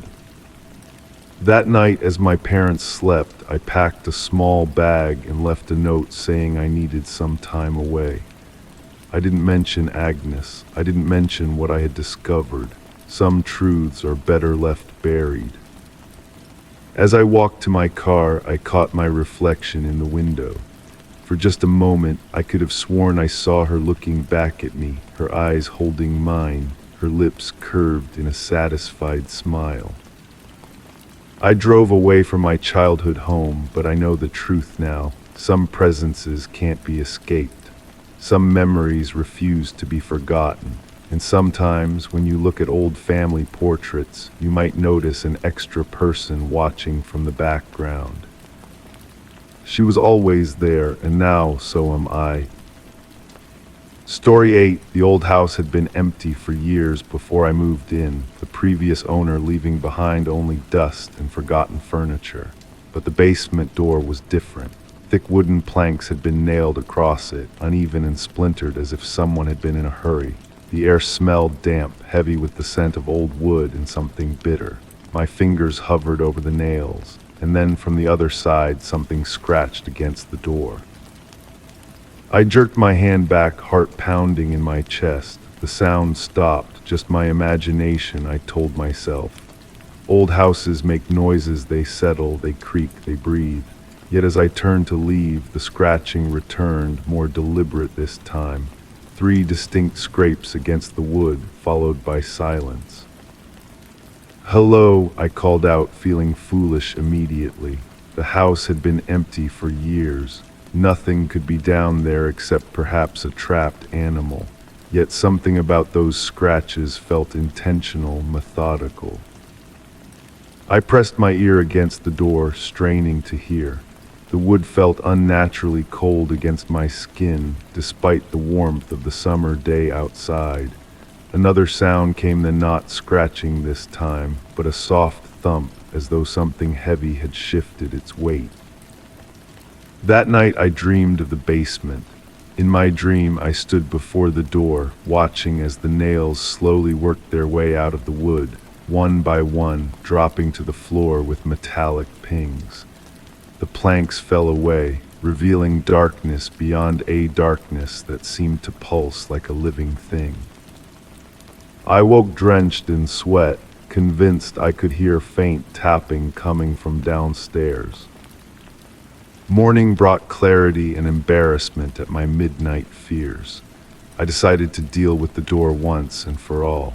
I would remove the planks, open it, and face whatever lay beyond, be it mold, water damage, or a family of raccoons. Armed with a crowbar and flashlight, I approached the basement door. As I wedged the crowbar under the first plank, a deep chill settled over the hallway. The metal felt slick and wrong in my hands, as though it were coated in oil. The first nail groaned as it pulled free, then the second. The wood splintered as I worked, tiny fragments embedding themselves in my fingers, drawing pinpricks of blood. The final plank came away with unexpected ease, as if something had pushed it from the other side. I stood before the now unobstructed door, hesitating. The doorknob was antique brass, tarnished black in places, no keyhole, nothing special about it except for the unnatural chill it radiated. I turned the knob, the door swung inward, revealing a set of stairs descending into blackness. The smell that wafted up was musty and stale, yet underneath lurked something else, something sharp and metallic. The beam of my flashlight illuminated only the first few steps. Beyond that, the darkness seemed to swallow the light. Common sense urged me to walk away, to call a professional to inspect the basement. But curiosity pulled me forward down the first step, then the second. The wood creaked beneath my weight. The walls on either side were rough stone, slick with moisture. At the bottom of the stairs, my flashlight revealed a basement much like any other concrete floor, stone walls, exposed pipes running along the ceiling. But something was wrong with the dimensions. The basement seemed too large for the footprint of the house above. In the center of the room stood a single wooden chair facing away from me. Next to it, a small table with what looked like a journal. Scattered around the floor were dozens of small objects that my mind initially registered as stones. As I drew closer, I realized they were human teeth, yellowed with age. The journal on the table was bound in what appeared to be leather, but the texture was wrong, too soft, too pliable. I opened it, finding page after page of handwritten text in a cramped, urgent script. The ink was a deep rust color that flaked away at my touch. "It speaks to me through the walls," the first entry read. At first I thought it was the pipes, but pipes don't whisper names, pipes don't make promises. I flipped through more pages, each entry more disturbed than the last. The writer described hearing voices from inside the walls, voices that guided them to dig deeper into the basement floor. According to the journal, the house wasn't built on solid ground, but on something else, something that had been buried long ago. "I removed 7 feet of earth today," one entry stated. "The shovel struck something soft, not soil, not rock. It yielded beneath my touch, then hardened again. The walls are sweating now. The moisture isn't water." The final entry was a frantic scrawl, barely legible. "It's not underneath the house. The house is inside it." I closed the journal, suddenly aware of how quiet the basement had become. No distant traffic sounds penetrated here, no creaking of the house above, just perfect, absolute silence. Then I noticed something else. The chair in the center of the room had moved slightly, now angled toward me. My flashlight flickered once, twice, then held steady. But in those momentary flashes of darkness, I could have sworn I saw someone sitting in the chair, a figure hunched and still. I backed toward the stairs, the journal clutched in my hand. Something crunched under my foot, another tooth, this one still bloody at the root. The sound echoed in the silent basement, louder than seemed possible. The light flickered again, and this time went out completely. In the sudden darkness, I heard breathing not my own coming from the direction of the chair. Slow, deliberate inhalations, like someone savoring a scent. I fumbled with the flashlight, slapping it against my palm. When it came back on, the chair was empty, but now it directly faced me, though I hadn't heard it move. I ran then, stumbling up the stairs, dropping both the journal and flashlight in my haste. Behind me, I heard wood scraping against concrete as the chair dragged itself closer to the stairs. I slammed the basement door shut, hands scrabbling for the planks I had removed. In my panic, I couldn't find them. Something heavy thudded against the door from the inside. The doorknob turned slowly, then stopped. Another thud, harder this time. The frame cracked slightly. I pressed my body against the door, feeling it shudder with each impact from the other side. My fingers found a nail on the floor, then another. Without tools, I drove them into the door with the heel of my hand, blood making my grip slippery. The pounding grew more insistent, the door bowing inward with each blow.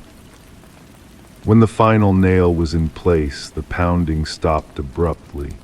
Silence fell once more.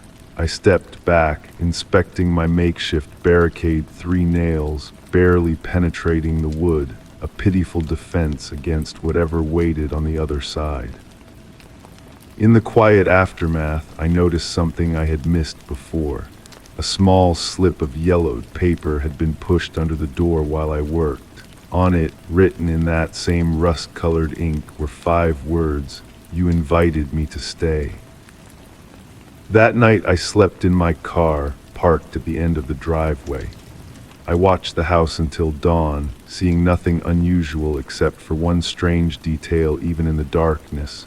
No lights were visible from inside, yet every window of the basement level glowed with a faint, pulsing luminescence that seemed to come from nowhere and everywhere.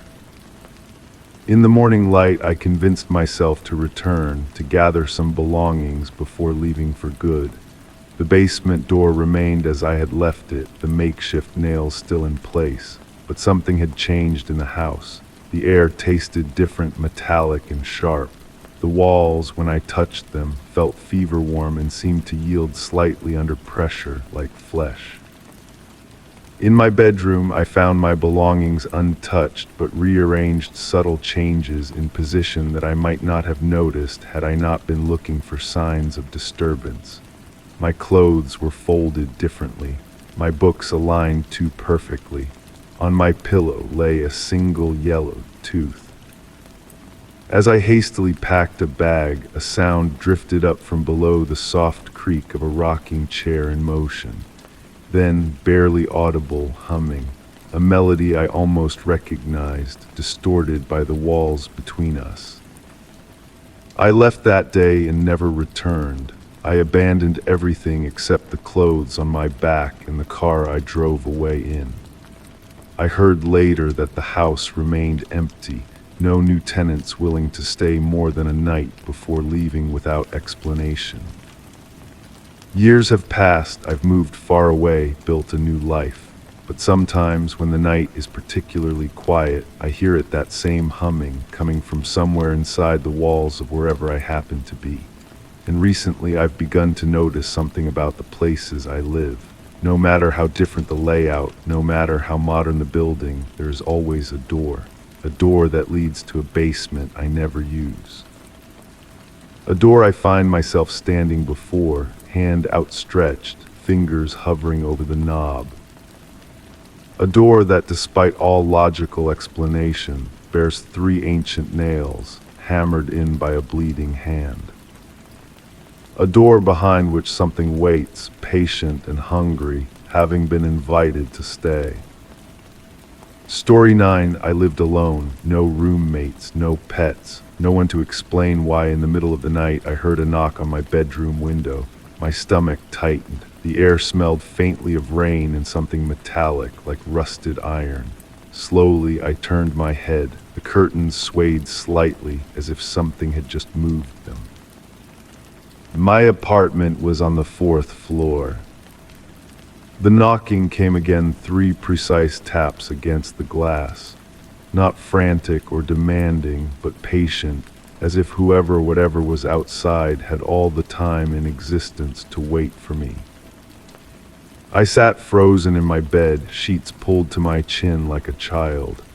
The wind howled outside, but the sound felt disconnected from the movement of my curtains, which continued their gentle dance in an unfelt breeze. "This isn't happening," I whispered to the empty room. My voice sounded strange, muffled, as if the air itself had thickened around me. The curtains billowed inward once more, and I caught a glimpse of the window beyond. It remained firmly closed, locked as I always kept it. Yet the knocking came again, this time in a rhythm that felt almost like a greeting.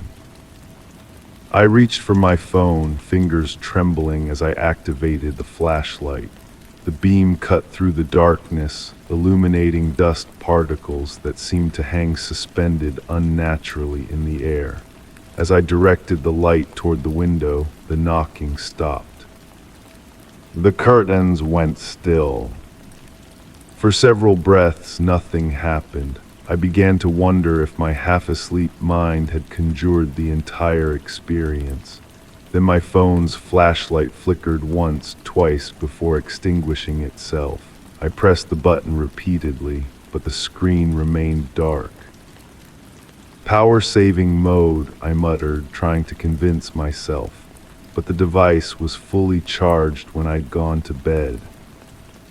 The knocking returned, louder now, no longer coming from the window, but from somewhere inside my closet.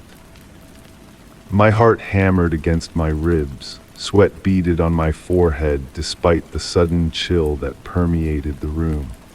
I couldn't remember the last time I'd felt so utterly, completely alone. I swung my legs over the side of the bed, my bare feet meeting the hardwood floor. It felt wrong, somehow too warm, almost pulsing beneath my toes. I pulled my feet back up immediately, searching blindly for my slippers. The knocking in the closet grew more insistent. "Who's there?" I called out, hating how my voice cracked. "This isn't funny." No response came, just that steady, rhythmic knocking. I needed to document this. No one would believe me otherwise. I scrambled for the notebook I kept beside my bed, my fingers finding a pen. In the darkness, I scrawled, knocking, window first, then closet, no one should be here. As I wrote the final word, the pen leaked, ink spreading across the page like a dark stain, far more than a ballpoint pen should hold. It pooled unnaturally, forming shapes that resembled letters before my eyes, letters I didn't write. I dropped the notebook, watching in horror as the ink continued to move across the page of its own accord. The knocking stopped. In the sudden silence, I could hear my own breathing and something else. A faint scraping sound, like fingernails dragging slowly across wood. It came from under my bed. I stood up on my mattress, pressing my back against the headboard. "This isn't real," I said aloud. "I'm dreaming." The scraping stopped, replaced by a soft whisper so quiet I strained to hear it. Not words exactly, but sounds that almost formed words, like language played in reverse. My rational mind grasped for explanations. Sleep paralysis, perhaps, though I was clearly moving. A gas leak causing hallucinations, but I could think clearly despite my panic. I needed evidence, proof for myself as much as for others. I reached again for my phone, finding it ice cold to the touch. Pressing the power button yielded nothing, but the screen suddenly illuminated on its own, the camera app opening unprompted. In the screen's glow, I saw that the closet door now stood open, just a crack. I hadn't heard it open. I raised the phone, pointing the camera toward the closet. The image on screen showed my room exactly as it appeared, except for one detail. In the narrow gap of the closet door, the camera revealed what looked like an eye peering out. I lowered the phone, looking directly at the closet. The gap between door and frame showed only darkness. I raised the phone again, and there it was, an eye, blinking slowly, watching me through the screen. The whispers grew louder, now coming from all corners of the room simultaneously. My phone captured a video automatically, though I hadn't pressed record. The screen displayed my room from impossible angles, as if the camera was floating freely around me. I watched in mute horror as the video showed angles of my own face from behind, though I held the phone in front of me.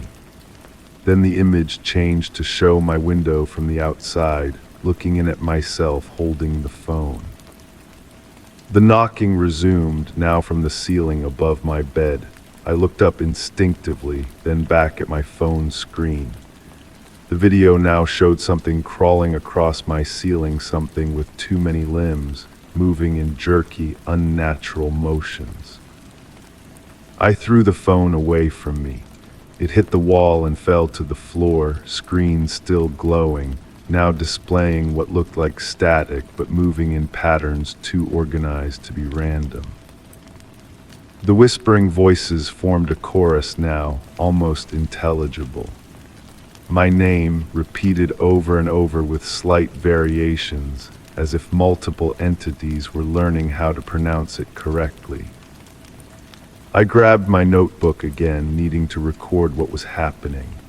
The pages were now filled with writing my handwriting, but words I never wrote. Detailed descriptions of my daily routines, observations about my habits, notes about when I was alone. The final page contained a single sentence: "The threshold has thinned enough." The temperature in the room plummeted. My breath formed visible clouds in the air. The knocking ceased once more, replaced by a sound I can only describe as reality tearing like fabric ripping, but deeper, more fundamental. My mirror across the room cracked from corner to corner without any impact. In its fractured surface, my reflection appeared distorted. As I watched, my reflection raised its hand to wave at me, though my own hands gripped the notebook tightly. The whispers solidified into a single voice, my voice speaking from the closet. "I've been watching you for so long," it said, "learning how to be you." My reflection in the shattered mirror smiled, though I could feel my own face frozen in terror. The knocking was a courtesy, my voice continued from the closet. Most of us don't bother with such formalities anymore. The closet door swung open fully, revealing nothing but my clothes hanging undisturbed. "What are you?" I managed to ask. A laugh emanated from beneath my bed, my laugh, but wrong, like a poor imitation. "We're the spaces between your reality, the watchers from the corners of perception. We've always been here."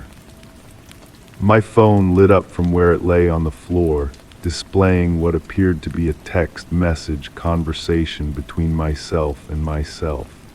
Messages I never sent discussing my replacement. "Why me?" I whispered. The temperature dropped further. Frost formed patterns on my window, intricate, geometric designs that reminded me of neural networks. "Proximity," said my voice from the darkness beneath my bed. "Your building stands where the membrane between realities wears thin. Your awareness makes you receptive. Your solitude makes you vulnerable." Something moved in my peripheral vision, a shadow detaching itself from the wall, gaining substance. I could see it reflected in the fragments of mirror, a shape almost human, but wrong in subtle, nauseating ways. "We need vessels," the voice continued, now seeming to come from the shadow itself. "You'll understand soon. You're already beginning to." I looked down at my hands and found they appeared slightly transparent in the dim light, as if I were fading. Panic surged through me. I lunged for the bedroom door, but as my fingers touched the knob, it dissolved into smoke. My phone screen changed again, now showing a live feed of myself from above, watching as I stumbled away from where the door had been. In the video, something dark moved within my shadow, stretching it into impossible shapes. "The knocking was your last chance to invite us in willingly," said the voice, now coming from my own throat, though I hadn't spoken. "But invitation isn't strictly necessary, just preferable." My reflection in the shattered mirror raised its hand toward me, its fingers elongating unnaturally. I felt pressure on my chest, like something pushing inward. My skin tingled with pins and needles, spreading from my core outward. I screamed, but no sound emerged. Instead, I heard my voice speaking calmly from the corner of the room. "The replacement happens gradually," it said. "First, your senses will attune to our reality. You'll see beyond the thin veneer of your world. Then your physical form will accommodate our needs." The walls of my bedroom appeared to breathe, expanding and contracting slightly. The ceiling stretched upward, the room growing impossibly tall. My possessions began to shift, subtly at first, books rearranging themselves on shelves, pictures changing when I wasn't looking directly at them. I stumbled to the window, my last hope for escape. Through the glass, I saw not the familiar streetscape, but a vast, dark landscape of geometric impossibilities, shapes that shouldn't exist, moving in patterns that hurt to perceive. The knocking returned, now from inside my own chest. Each knock corresponded with my heartbeat, growing louder, more insistent. My phone floated up from the floor of its own accord, hovering before my face.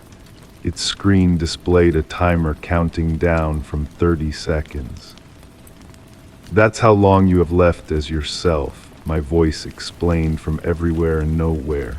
"We're not cruel, we're giving you time to say goodbye." I pressed my hands against the window glass, which felt soft and yielding now. Beyond the glass, figures moved in the darkness, watching, waiting. I recognized myself among them, my face expressionless, eyes empty. As the countdown reached single digits, my reflection stepped out of the mirror entirely, standing before me as solid as any person. It reached out its hand as if in greeting. "We've been knocking for so long," it said, with my voice, my inflections, my mannerisms. "Thank you for finally letting us in." The timer reached 0. The knocking stopped. I live alone now, no roommates, no pets. I maintain the apartment exactly as it was. I go to work, I talk to friends, I send messages to family. No one notices anything different about me. But sometimes, when I pass reflective surfaces, I catch glimpses of someone else wearing my face, someone trapped on the other side, knocking desperately, silently screaming for help. I never answer. After all, I know better than anyone you should never respond to knocking from the inside. Story 10. The gentle patter of rain against my bedroom window had been my constant companion throughout the evening. I lay in bed, drifting between wakefulness and sleep, when a low, steady hum penetrated the rainfall's rhythm. At first, I dismissed it as background noise from the nearby road, but as minutes passed, the sound remained unchanging, a car engine, idling somewhere close by. The digital clock on my nightstand cast a soft red glow across the room, marking midnight's approach. I rose from my bed, drawn to the window by an inexplicable curiosity. Through the rain-streaked glass, I could make out a dark sedan parked across the street. Its headlights were off, but a faint bluish glow emanated from its dashboard, and wisps of exhaust curled up into the misty air. The scene before me seemed to exist in a bubble of stillness. No movement came from within the vehicle, no silhouette visible through its rain-blurred windows, yet the engine continued its steady purr, a presence that felt both ordinary and somehow wrong in the quietness of the night. The raindrops falling through the glow of the street lamp created shifting patterns on the car's hood, making it appear almost liquid in the darkness. My breath fogged the window as I watched, creating a hazy frame around the mysterious vehicle. I found myself noting details with an almost dreamlike attention: the way water beaded on its surface, how the exhaust mixed with the mist, forming ethereal shapes that danced briefly before dissolving. The longer I observed, the more questions surfaced in my mind. Who would leave their car running unattended at this hour? Why here on this unremarkable street?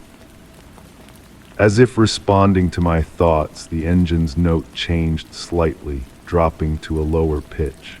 The sound sent a subtle vibration through the air, one I could feel more than hear. I noticed then that the car's windows were completely fogged over, obscuring any view of the interior, yet something about their opacity suggested presence rather than emptiness. I found myself reaching for my phone, considering whether to call someone, the police perhaps, though I couldn't articulate what crime, if any, was being committed.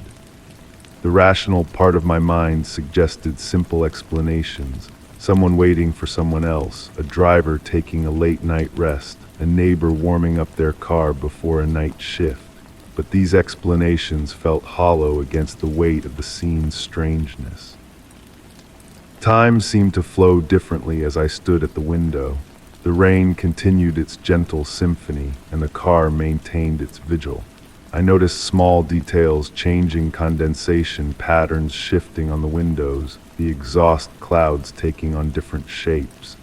Yet the vehicle remained fundamentally unchanged, like a photograph come partially to life. Eventually, my eyelids grew heavy, and I felt sleep tugging at the edges of my consciousness. I moved away from the window, back toward my bed, but something made me pause and look one final time. The car was still there, engine running, but now I could swear I saw something move behind those fogged windows: a shadow, perhaps, or merely a trick of the light playing through the rain. I slipped back under my covers, the engine's hum now seeming louder despite the barrier of walls and glass. As I drifted toward sleep, the sound became almost hypnotic, blending with the rainfall into a strange lullaby. My last conscious thought was of those foggy windows and what might lie behind them, watching, waiting, in the quiet hours of the night. When morning came, I rushed to the window, half expecting to find the street empty, the events of the night dismissed as a dream. But there, in the pale light of dawn, I saw clear tire tracks in the wet pavement where the car had been. Next to them, a small pool of water remained, mixed with something that caught the morning light transmission fluid, perhaps, though its iridescent sheen seemed oddly beautiful in the early sun. I never saw the car again, but on quiet rainy nights when the world grows still, I sometimes hear what sounds like an engine idling in the distance. And I wonder, as I lie awake, how many others are listening too, watching through rain-streaked windows, waiting to glimpse what lurks behind those foggy panes of glass. Story 11. The soft glow of my reading lamp cast gentle shadows across the mahogany shelves of my private library. Rain tapped steadily against the window panes, creating a soothing rhythm that had become my nightly companion. I sat in my favorite leather armchair, breathing in the familiar scent of aged paper and wood polish that permeated the room. Something felt different that evening, though I couldn't immediately identify what had changed. My eyes drifted across the carefully arranged volumes, each one placed according to my meticulous organizational system. The leather-bound collections gleamed softly in the warm light, their gold-leaf titles catching occasional glints. That's when I noticed it, a gap between two books where there shouldn't have been one. The space was precisely the width of a single volume, as if someone had deliberately removed it with surgical precision. I rose from my chair, the leather creaking softly beneath me. The wooden floorboards whispered under my feet as I approached the shelf in question. Running my finger along the dustless void, I felt a slight chill emanate from the empty space. The books on either side were exactly as I had left them, my prized collection of 19th century supernatural literature. But the missing volume, a rare edition I had acquired just last month, was nowhere to be seen. The peculiar thing was that I lived alone, and no one else had access to my library. I kept it locked whenever I wasn't inside, and I distinctly remembered seeing the book in its place that morning during my daily inspection. As I stood there contemplating this oddity, I noticed something else. The books adjacent to the gap were perfectly clean, while a fine layer of dust coated the surrounding volumes. Moving closer, I detected a faint, sweet scent emanating from the empty space, reminiscent of old parchment and something else I couldn't quite identify. Perhaps vanilla or maybe aged leather, but with an underlying note that seemed almost floral. I pulled out one of the neighboring books, expecting to find the missing volume had somehow slipped behind the others, but there was only the solid wooden back of the bookcase. As I replaced the book, a subtle movement caught my eye. In the gap between the volumes, I glimpsed what appeared to be a shimmer of light, like moonlight on water. But that was impossible. The library had no windows on that wall. I reached into the space, and my fingers encountered an unexpected warmth, as if the air itself was alive with gentle energy. The rain continued its steady percussion against the windows, but now it seemed to follow a pattern, almost like words being whispered in a language I couldn't quite understand. I found myself drawn to that empty space, spending long moments simply watching it, as if expecting the missing book to materialize from thin air. The lamp's light appeared to bend slightly around the gap, creating subtle patterns that danced at the edge of my vision. Throughout the evening, I repeatedly caught myself glancing at that empty space, each time noticing something slightly different. Sometimes it appeared deeper than it should be, as if the gap extended far beyond the physical constraints of the bookshelf. Other times, I could have sworn I saw tiny motes of light drifting out from between the books, only to dissolve into nothing when I tried to focus on them. I spent hours in my chair, alternating between reading and observing that curious vacancy. The rain gradually softened to a gentle mist, and the night grew deeper. As my eyes grew heavy, I noticed that the shadows in the room had shifted, though the reading lamp hadn't moved. They seemed to flow toward the empty space like water finding its level, but so slowly that I questioned whether I was really seeing it at all. When I finally decided to retire for the night, I performed my usual ritual of checking each window and door. As I reached to turn off the reading lamp, I paused. There in the gap between the books, a single page appeared to have materialized. It wasn't from my missing volume. The paper was far older, its edges softly luminescent in the low light. The text was written in an elegant hand I didn't recognize, but before I could read the words, they seemed to fade like morning dew, leaving only blank, aged paper that dissolved into nothingness. I never did find that missing volume, though I still look for it every night.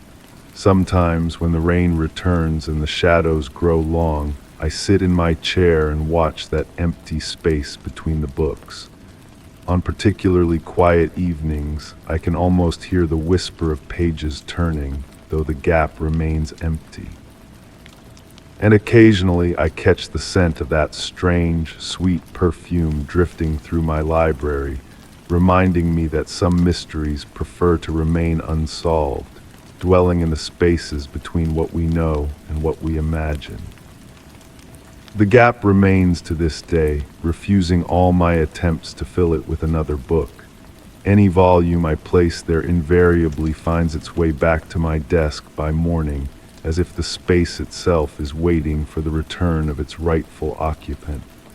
I've come to appreciate this persistent mystery, this small pocket of uncertainty in my otherwise orderly library. Perhaps some books are meant to wander, carrying their stories to places we can't follow, leaving behind only questions and the faint scent of possibilities. Story 12. That night the snow fell silently, covering every surface with a pristine blanket that shimmered under the dim glow of the streetlights. My job as a night watchman allowed me to witness this natural spectacle in complete solitude as I walked along the corridors of the old museum. The ancient wooden floors creaked under my steps, creating a familiar melody that mingled with the low hum of the heating system. I stopped in front of one of the large windows on the second floor, admiring how the snowflakes danced through the air before gently settling on the ground. It was then that I noticed something unusual in the museum's inner courtyard.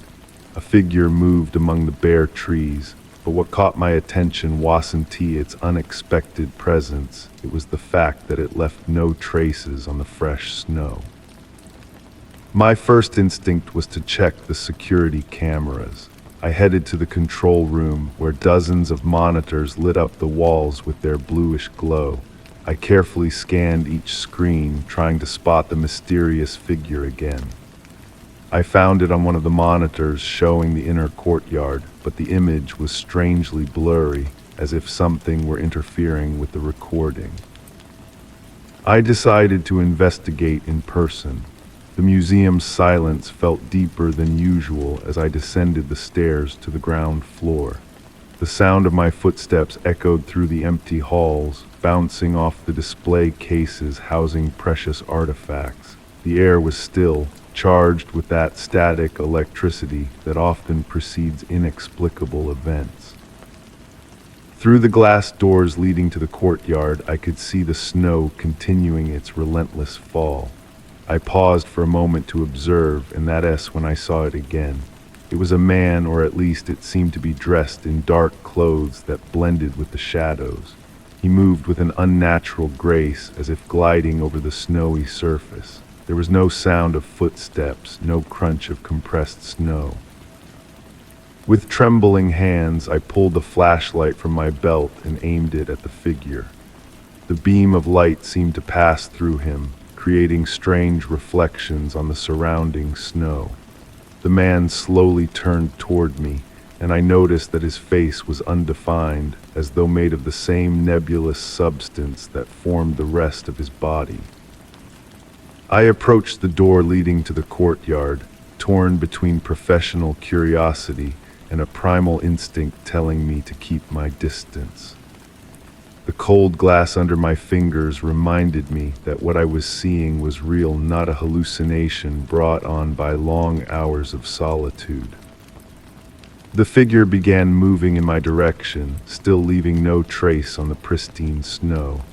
As it approached, the air around me grew colder, and I could see my breath forming small clouds in front of my face. The hallway's temperature seemed to plummet, and a thin frost began to form on the glass of the door. It was then that I noticed something even stranger.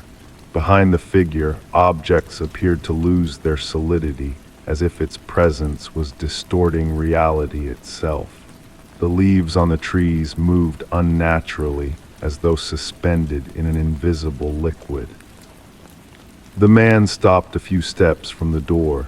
Despite his lack of defined features, I could feel his gaze on me. A sense of recognition washed over me, as if I'd known him forever, though I was certain we'd never met. Slowly, he raised a hand toward the glass. The gesture wasn't threatening, it almost seemed like a greeting. The frost on the glass began forming intricate patterns, as if writing a message in a forgotten language. I tried to decipher the symbols, but before I could, the distant sound of bells distracted me for an instant. When I looked back, the man was gone. The snow in the courtyard was perfectly undisturbed, with no sign of human presence. The frost on the glass had melted, leaving only small droplets of water slowly trickling down. In the days that followed, I reviewed the security footage multiple times. There was no trace of the mysterious man, only snow falling in the empty courtyard. And yet on snowy nights, when silence wraps the museum like a blanket, I often find myself gazing through that same glass door, waiting to see that enigmatic figure that leaves no footprints. Sometimes, when the light is just right and the snow falls in the perfect way, I think I catch a glimpse of a shapeless form moving among the flakes. In those moments, I wonder if that encounter was a messenger of something greater, a reminder that there are mysteries beyond our understanding, truths that leave no visible traces, just like that man on the pristine snow. Story 13. The autumn garden was wrapped in a thin blanket of fog that morning as I gathered the leaves that had fallen during the night. The cool air caressed my face, carrying with it the scent of damp earth and chrysanthemums I had planted a few weeks earlier. The silence was almost complete, broken only by the gentle rustling of dry leaves under my feet and the occasional song of an early bird. It was while I was raking near the old stone bench that I noticed something faintly shimmering among the leaves. A silvery reflection caught my attention, like a dewdrop that had captured a ray of sunlight. I slowly bent down, gently brushing away the wet leaves, and found an antique necklace. It was a finely crafted piece of jewelry, with an oval pendant decorated with intricate floral patterns and a small blue stone in the center that seemed to capture light in a hypnotic way. I took the necklace in my hands, feeling its light weight and cold surface against my skin. It didn't belong to anyone I knew, I was certain of that. I had lived alone in that house for more than 20 years, and I couldn't remember ever seeing any of the neighbors wearing such a piece of jewelry. The blue stone continued to shine with a particular luminosity, almost as if it possessed its own light. That evening, after carefully cleaning the necklace, I placed it on the nightstand beside my bed. I fell asleep watching how the moonlight filtering through the window reflected off the metallic surface, creating dancing shadows on the wall. During the night, I woke up several times with the sensation of hearing a distant melody, like a music box playing somewhere in the house. It was a sweet and melancholic tune, almost imperceptible, that seemed to dissolve as soon as I tried to focus on it. In the morning, I noticed that the necklace had changed position on the nightstand, as if someone had moved it during the night. The blue stone seemed more opaque in daylight, but when I picked it up, I felt a slight warmth emanating from the metal, different from the cold it had transmitted the day before. I decided to do some research on its origin. In the following days, I began to notice small changes in the house. The objects on the kitchen table appeared moved in the morning, as if someone had examined them during the night. The family photographs on the hallway wall seemed tilted differently each day, and the nighttime melody continued, becoming clearer, more recognizable, but still impossible to locate precisely. One evening, while I was sitting in my armchair reading, with the necklace resting on the side table next to me, I distinctly heard the sound of light footsteps coming from upstairs. They were delicate steps, like those of a child walking on tiptoe. I slowly got up, climbed the stairs, trying not to make noise, but found no one. However, in the guest room that I used as a storage room, I found an old wooden box that I didn't remember ever seeing before. The box was finely inlaid with the same floral patterns as the necklace. Inside, lying on a cushion of faded velvet, was a photograph yellowed by time. It showed a young woman wearing a necklace identical to the one I had found. On the back of the photograph was a date written in faded ink and a phrase, "To remember the happy days in the garden." From that night on, the music box melody became more frequent, but no longer unsettling. It was as if the house itself was singing a lullaby, a sweet melody that filled the rooms in the quietest hours of the night. Sometimes, when I sat in the garden on autumn evenings, I seemed to glimpse a blurred figure moving among the trees, like a memory trying to materialize. I never discovered who the woman in the photograph was, nor how the necklace had ended up in my garden. I've learned to accept the presence of this mystery in my life like one accepts the changing of seasons or the passing of time. The necklace still rests on my nightstand, and occasionally on the quietest nights when the moon is full and the wind whispers through the leaves, I seem to hear distant laughter mixing with the music box melody, like an echo of happy days forgotten by time. Story 14.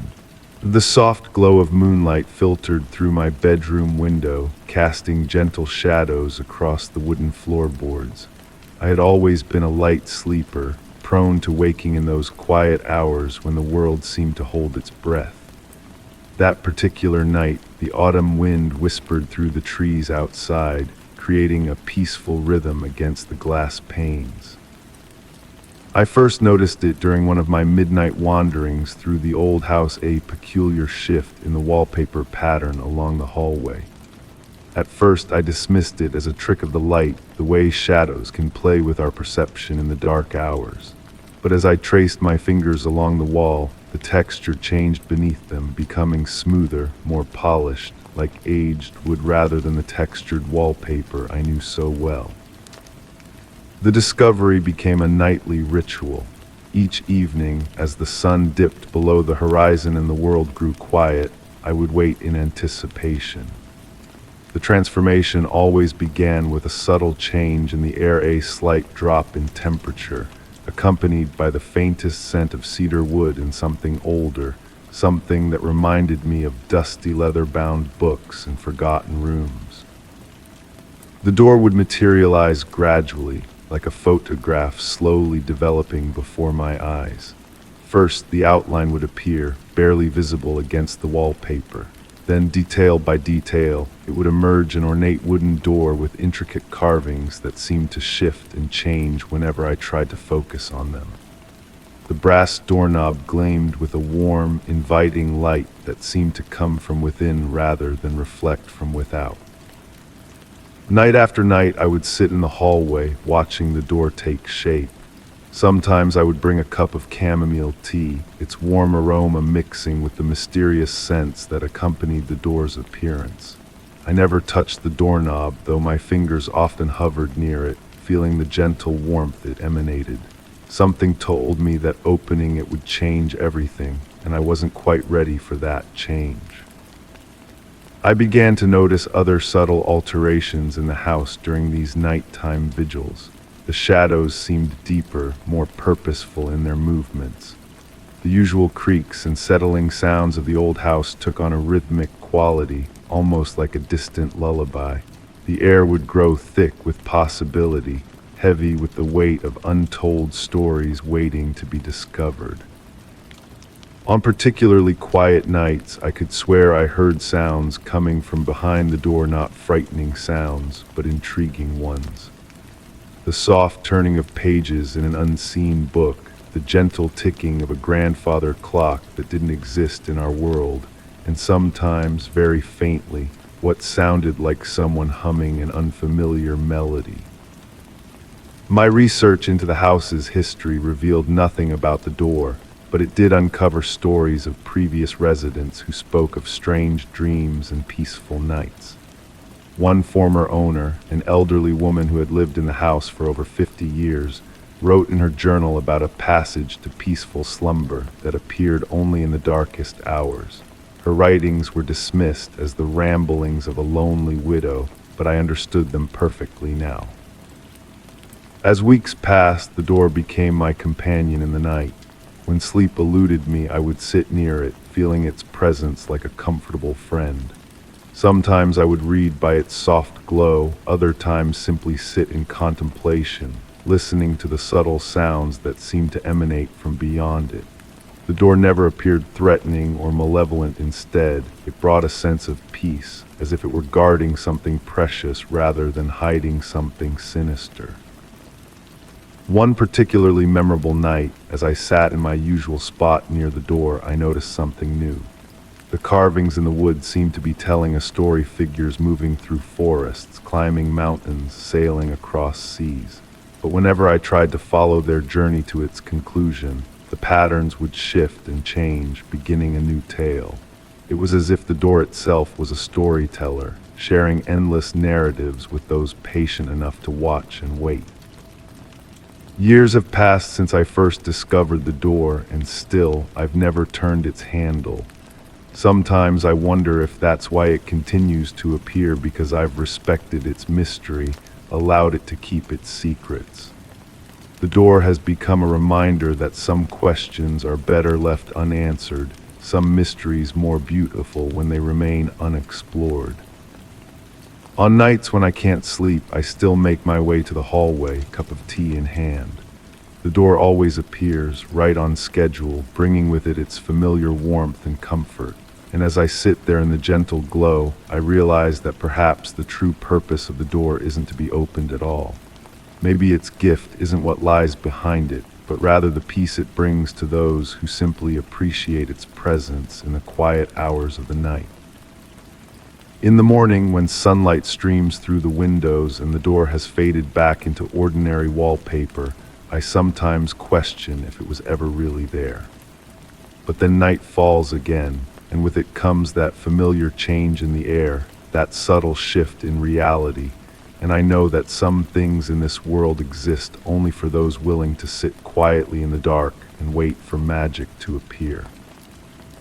Story 15. The silence of the night was broken only by the faint hum of the refrigerator and the ticking of the clock hanging on the kitchen wall. Sitting on the couch in my apartment, I enjoyed the stillness of 2 a.m., that hour when the world seemed to exist just for me. The soft light from the reading lamp cast gentle shadows on the walls, while the steam from my chamomile tea lazily danced in the air. It was during one of these peaceful moments that I noticed something strange about the apartment next to mine. I had never paid attention before, but I realized that in 6 months I had never seen anyone enter or leave that door. I had never heard any noises coming from there, nor seen any lights on. Yet that night, through the crack under the door, a faint light filtered out, like the glow of a candle. I got up from the couch, drawn to this unexpected detail. Placing my cup on the coffee table, I approached the wall that divided our apartments. I pressed my ear lightly against the cold surface, trying to pick up any sound. The silence was absolute, but something felt different, as if the air was denser, heavier. I went back to my routine, but in the following days I started paying more attention to that apartment. I noticed details I had previously overlooked. The mail never piled up in front of the door. The doorknob was always impeccably clean despite the dust that settled on the rest of the hallway. And sometimes, during the quietest nights, I thought I could hear a faint rustling, like soft footsteps on the floor. Curiosity grew inside me like a climbing vine. I started researching the history of the building, discovering that the apartment had been regularly rented for the past 20 years, but no one seemed to remember who had actually lived there. The janitor, an elderly man with a kind face, told me that every month he received the rent in an anonymous envelope left in his mailbox. One night, while I was half asleep, I distinctly heard the sound of a piano coming from the other side of the wall. The notes were so faint they felt more like a memory than reality, an ancient melody that spoke of melancholy and waiting. I got out of bed and pressed my ear to the wall again. The music stopped immediately, leaving only the accelerated beat of my heart to fill the silence. The next morning, I ran into the woman from the upstairs apartment as she was coming down the stairs. I asked her if she had heard the music during the night too. She looked at me with a strange expression, almost compassionate, and told me that there had never been a piano in that apartment. "But how can you be so sure?" I asked her. She smiled gently and explained that her father had been the architect who designed the building. That apartment was built smaller than the others. There wouldn't have been space for a piano. Instead of quelling my curiosity, this revelation only fueled it further. I began to notice other peculiarities. On winter evenings, when the entire building turned on the heat, no warmth ever escaped from under that door. On rainy days, while all the doormats got soaked from residents' wet shoes, The one in front of that apartment always remained perfectly dry. One evening, as I was coming home late from work, I saw that the apartment door was ajar. It was the first time ever. I stopped in front of the entrance, my heart pounding in my chest. From inside came the same faint glow I had noticed months earlier. I stood frozen for what felt like an eternity, torn between the urge to push that door open and the fear of what I might find. In the end, I took a step back. Something inside me knew that there are mysteries better left unsolved, questions better left unanswered. I entered my apartment and closed the door. When I opened it the next morning to leave for work, the door next door was perfectly shut, as always. Since then, every time I come home late at night, I pause for a moment in front of that door.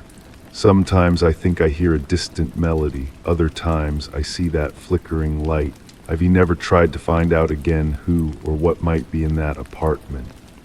I've learned to appreciate the mystery, to find comfort in the silent presence that resides beyond the wall.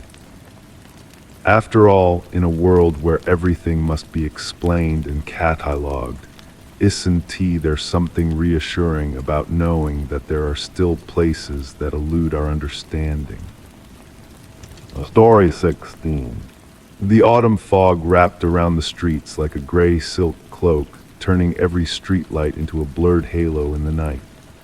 I was driving home after a particularly long work shift when I first noticed it, a pair of headlights in the mist, maintaining a constant distance behind me. I wouldn't have paid attention if it weren't for that subtle feeling, like a whisper in my mind, suggesting something odd about how that car kept the same distance, turn after turn. The quiet rumble of the engine behind me was like a patient breath, perfectly matching the rhythm of my journey. When I slowed down, it slowed down. When I slightly accelerated, it did the same. Through the rearview mirror, I could only make out a dark silhouette, a sedan perhaps, whose headlights seemed like two watchful eyes that never lost sight of me. The road wound through the residential neighborhood, the silent houses on either side emanating an aura of tranquility that contrasted with my growing unease. I decided to experiment. Instead of turning onto my usual street, I continued straight, taking a longer route. The car followed me, maintaining that hypnotic distance that now seemed almost familiar. The sound of rain beginning to fall on the windshield created a relaxing melody, almost in contrast with the situation. The drops formed rivulets running down the windows, further distorting the view of that constant presence behind me. I turned onto a side street, then another and another. The dance continued as if we were connected by an invisible thread. The headlights followed me patiently, never getting too close, never falling behind. The neighborhood slept unaware while we continued our strange nocturnal waltz. I stopped at a red light, and for the first time I had the impression of seeing something more through the wet windshield of the car behind me, a figure sitting in the driver's seat, motionless as a statue. When I finally decided to head home, the car was still there, faithful as a shadow. I parked in the driveway and turned off the engine.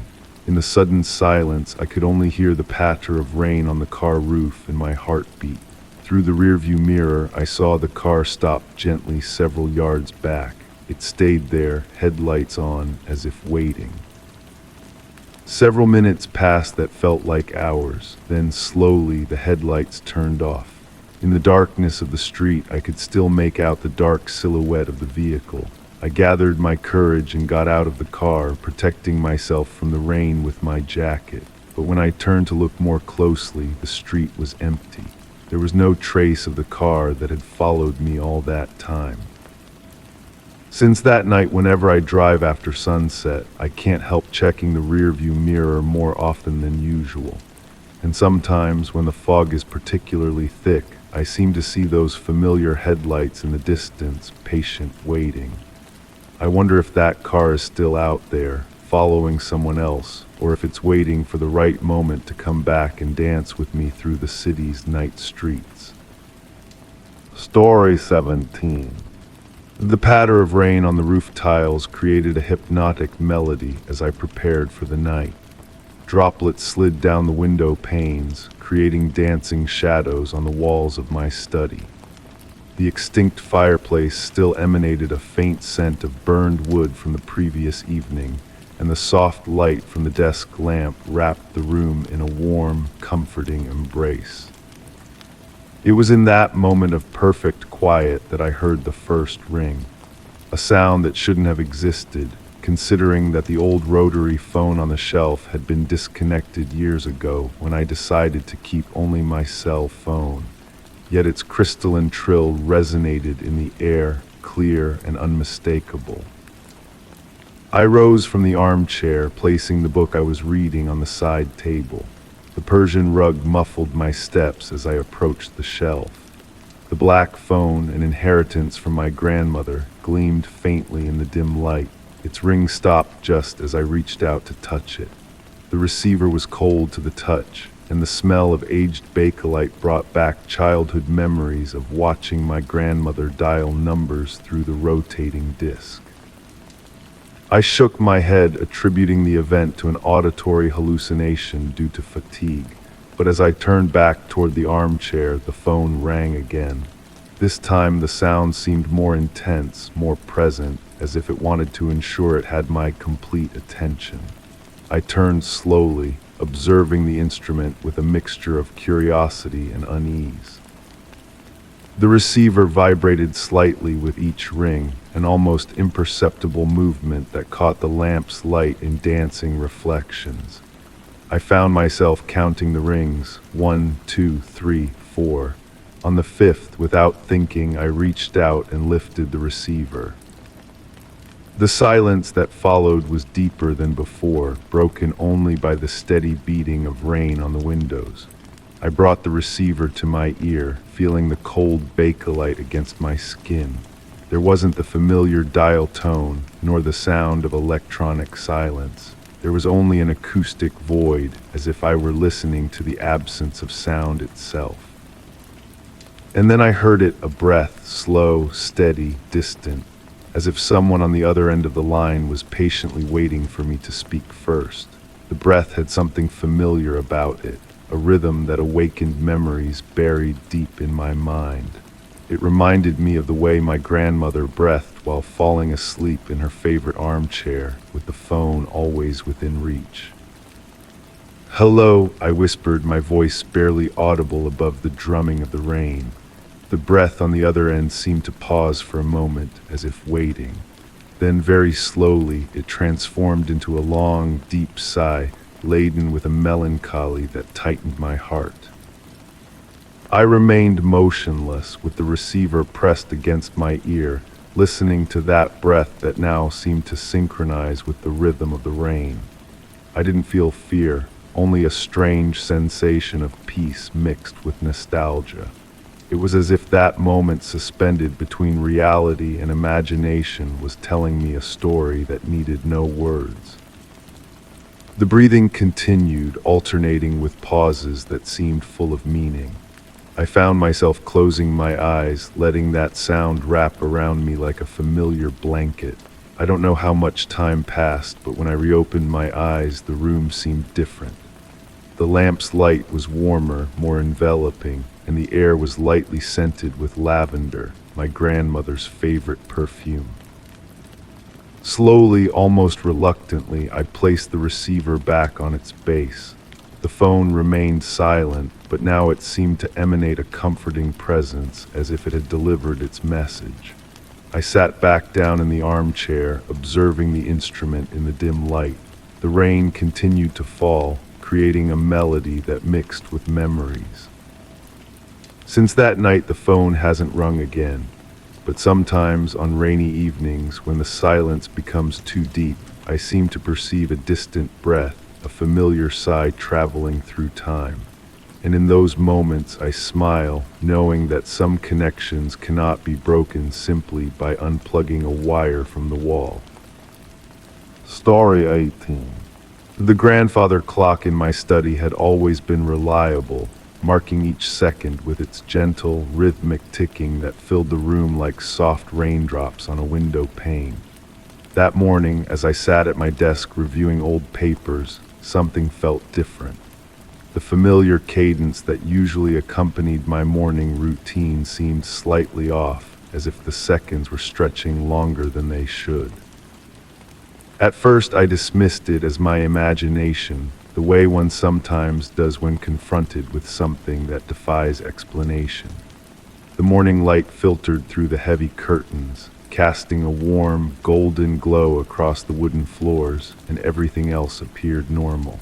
My cup of tea still steamed quietly beside my leather-bound journal, and the autumn breeze still rustled the leaves outside my window. But as I reached for my pocket watch to check the time, I noticed my hand moving through the air with an unusual weightiness, as if I were underwater.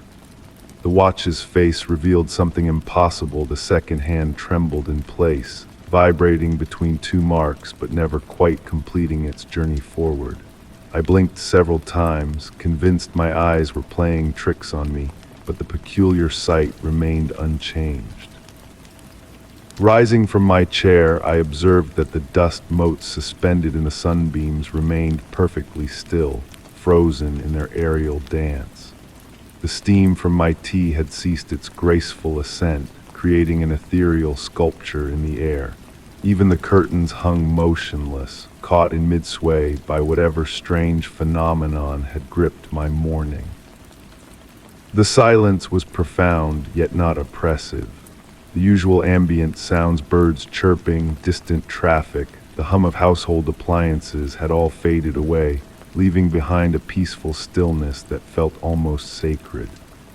As I moved through my study, each step seemed to ripple through the air like stones dropped in a still pond, creating invisible waves in the fabric of frozen time. Making my way to the window, I gazed out at a world transformed into a living photograph. A bird hung suspended mid-flight, its wings spread majestically against the cloud-strewn sky. Below in the garden, leaves paused in their autumn descent, creating a three-dimensional artwork that no sculptor could hope to replicate.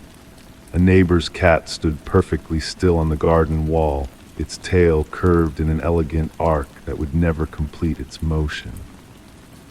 The strange serenity of the moment began to seep into my consciousness.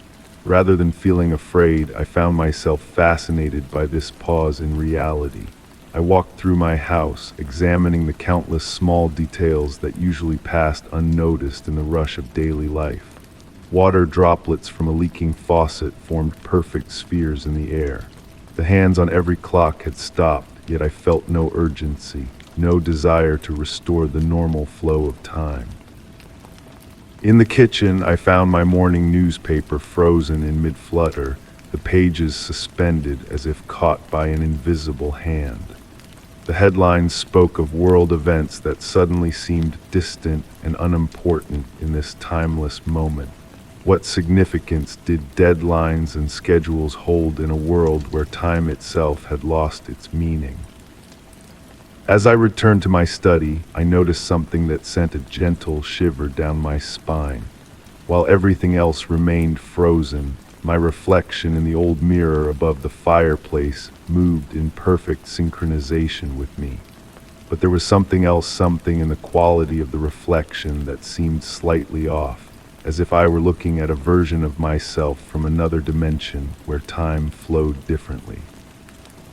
The mirror drew me closer, its surface appearing somehow deeper than it should, like a window into another world. My reflection's eyes held a knowing look I didn't recognize, and for a brief moment I could have sworn I saw it smile independently of my own expression. The glass felt warm to the touch, unlike any mirror I'd encountered before. Hours might have passed, or perhaps only minutes. It was impossible to tell in this timeless state. I found myself seated once again at my desk, contemplating the frozen world around me. My journal lay open before me, pen poised above the blank page, but what could one write about time when time itself had ceased to exist? Gradually, almost imperceptibly at first, I began to notice subtle changes. The dust motes trembled slightly, like dancers preparing to resume their performance. The steam from my long cold tea began to dissipate, and the curtains stirred with the faintest of movements. The grandfather clock's pendulum swung once, tentatively, then resumed its steady rhythm as if it had never stopped. Time had returned, flowing once again like a river released from winter's ice. The bird outside my window completed its flight, the cat finished its stretch, and the autumn leaves continued their descent to the ground.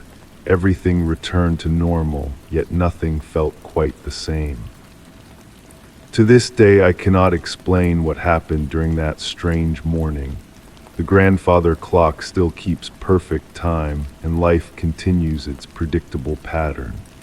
But sometimes, when the light hits the mirror just right, I catch a glimpse of that other version of myself, the one who exists in that moment where time stands still. And I wonder if somewhere in another dimension, that version of me is still exploring a world frozen in perfect, peaceful silence, discovering the beauty in each suspended moment. Story 19. Snow was falling silently that evening in my small antique shop. The flakes danced behind the windows, illuminated by the warm light of vintage lamps, creating a soft and welcoming atmosphere. The dark wood of the shelves creaked gently, accompanying the slow rhythm of the pendulum clock's hands. The air was fragrant with old books and beeswax, that particular scent that only objects with a long history can emanate. I was arranging some volumes when the doorbell chimed with a crystalline sound. A gust of cold air slipped into the shop, bringing with it a few snowflakes that melted immediately on the wooden floor. I turned to greet the customer, but remained momentarily puzzled. On the threshold stood a tall figure, wrapped in a dark coat that seemed to absorb the surrounding light. A wide-brimmed hat covered the upper part of their face, while the lower part was hidden by a gray wool scarf. "Good evening," I murmured, trying to maintain a professional tone despite a subtle uneasiness creeping up my spine. The customer didn't respond, but moved gracefully between the shelves, their gloved hands delicately brushing against the displayed objects. There was something hypnotic about their movements, as if they were dancing to a rhythm only they could hear. I found myself observing their every gesture, noticing how the light seemed to behave strangely around them. The shadows appeared deeper, denser, as if they possessed their own consistency. The customer stopped in front of an antique mirror, a piece from the 18th century that I had acquired just the week before. Their gloved fingers caressed the golden frame with slow and precise movements. The silence in the shop became heavier, interrupted only by the ticking of the clock that seemed to slow with each second. I tried to glimpse their reflection in the mirror, but noticed with growing discomfort that the reflective surface showed only the shelf behind them, as if they weren't present. I approached cautiously, feeling the floor creak under my steps. "Can I help you find something in particular?" I asked, my voice lower than usual. The customer turned slowly toward me, and under the hat I could only see shadows where there should have been a face. With a fluid gesture, they pulled out a yellowed piece of paper from their coat pocket. They carefully unfolded it on the counter next to the cash register. It was a list written in elegant, antiquated handwriting. It listed strange objects: a mirror that remembers, a clock that counts backwards, a key that opens forgotten doors. As I read the list, I noticed that the temperature in the shop seemed to have dropped. My breath formed small clouds of vapor in the air. The objects on the shelves seemed to vibrate imperceptibly, as if they recognized something in the customer's presence. "I'm sorry," I whispered, "but I don't believe I have these particular objects." The customer remained motionless for a long moment, then nodded slowly. They collected the paper and placed it back in their coat with the same grace with which they had extracted it.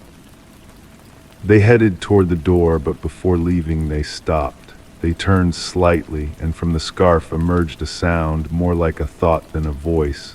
"You will." It wasn't a question, but a certainty. The bell rang again when they left, but the sound this time was different, deeper, as if it resonated from far away. The snow continued to fall outside, but for a moment it seemed that the flakes stopped in midair, suspended in time. That night, after closing the shop, I checked the antique mirror. The reflective surface seemed deeper, as if hiding something in its silvery depths. And the pendulum clock, the one that had marked the hours for so long, had stopped exactly at the moment when the customer had entered. Since then, every evening when the shadows lengthen and the light becomes dimmer, I find myself watching the door, waiting for the sound of the bell. And every object in the shop seems to do the same, as if we all knew that sooner or later that customer would return. Because after all, in an antique shop, every object has a story to tell, and perhaps, just perhaps, some objects are still waiting to begin theirs. Story 20. Night wrapped the house in its silent cloak, while the wind whispered gently through the leaves of the old tree in the garden. Sitting in the armchair in my bedroom, I watched shadows dance on the walls in the flickering lamplight. It was the hour when sleep began to make itself felt, but lately I had developed a strange resistance to Morpheus's call. The reason was simple. Every night, for weeks now, the same dream had been recurring with disturbing precision. The warmth of the room and the steady rhythm of the old pendulum clock gently lulled me. My eyes fell on the open diary on the desk, where I had meticulously noted every detail of that recurring dream. The pages were filled with my neat handwriting, describing always the same sequence of events. A gray stone spiral staircase descending into the depths, the sound of water drops falling in the distance, and a massive wooden door decorated with strange symbols. As I leafed through the diary pages, I noticed a detail that had escaped me before.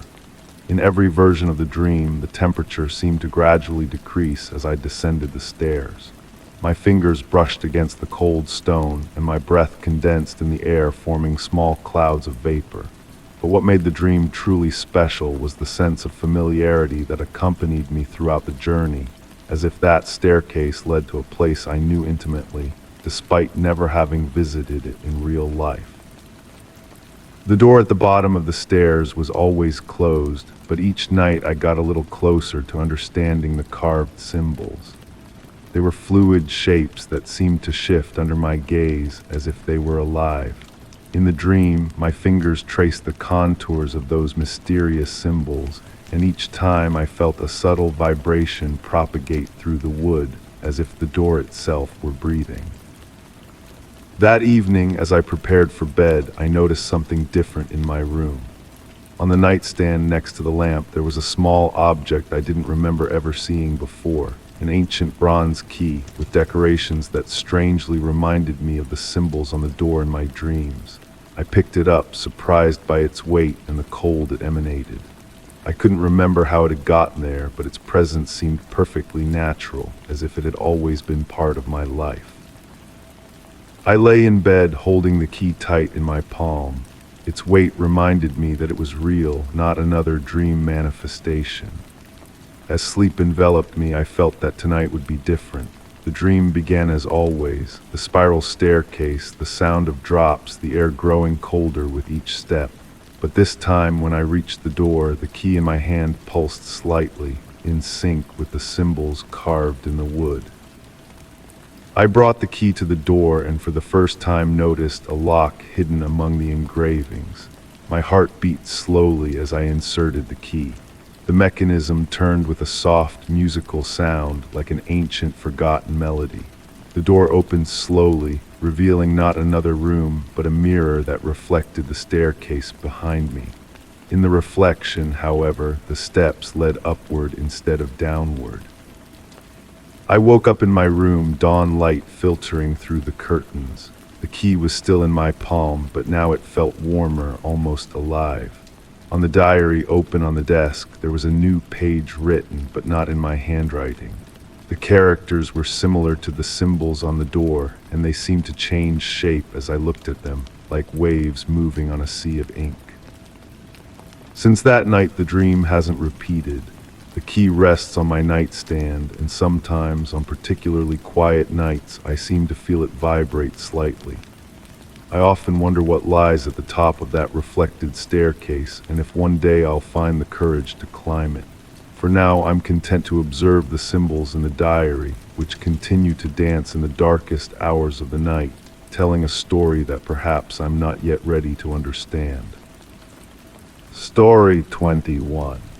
The rain was gently tapping on the windows of the establishment, creating a relaxing melody that blended with the clinking of cups and the soft murmur of the few remaining customers. I sat at the bar counter, watching the reflection of the dim lights dancing on the shiny surface of the dark wood. Jack, the bartender, was cleaning some glasses with slow and methodical, almost hypnotic movements. There was something different in his gaze that evening, something I had never noticed during my previous daily visits. Dark eyes seemed to hide deep thoughts while preparing my usual lavender tea. His hands moved with their usual precision, but I noticed a slight tremor when he placed the cup in front of me. The delicate scent of lavender spread through the air, mixing with the aroma of coffee and the smell of old wood that permeated the place.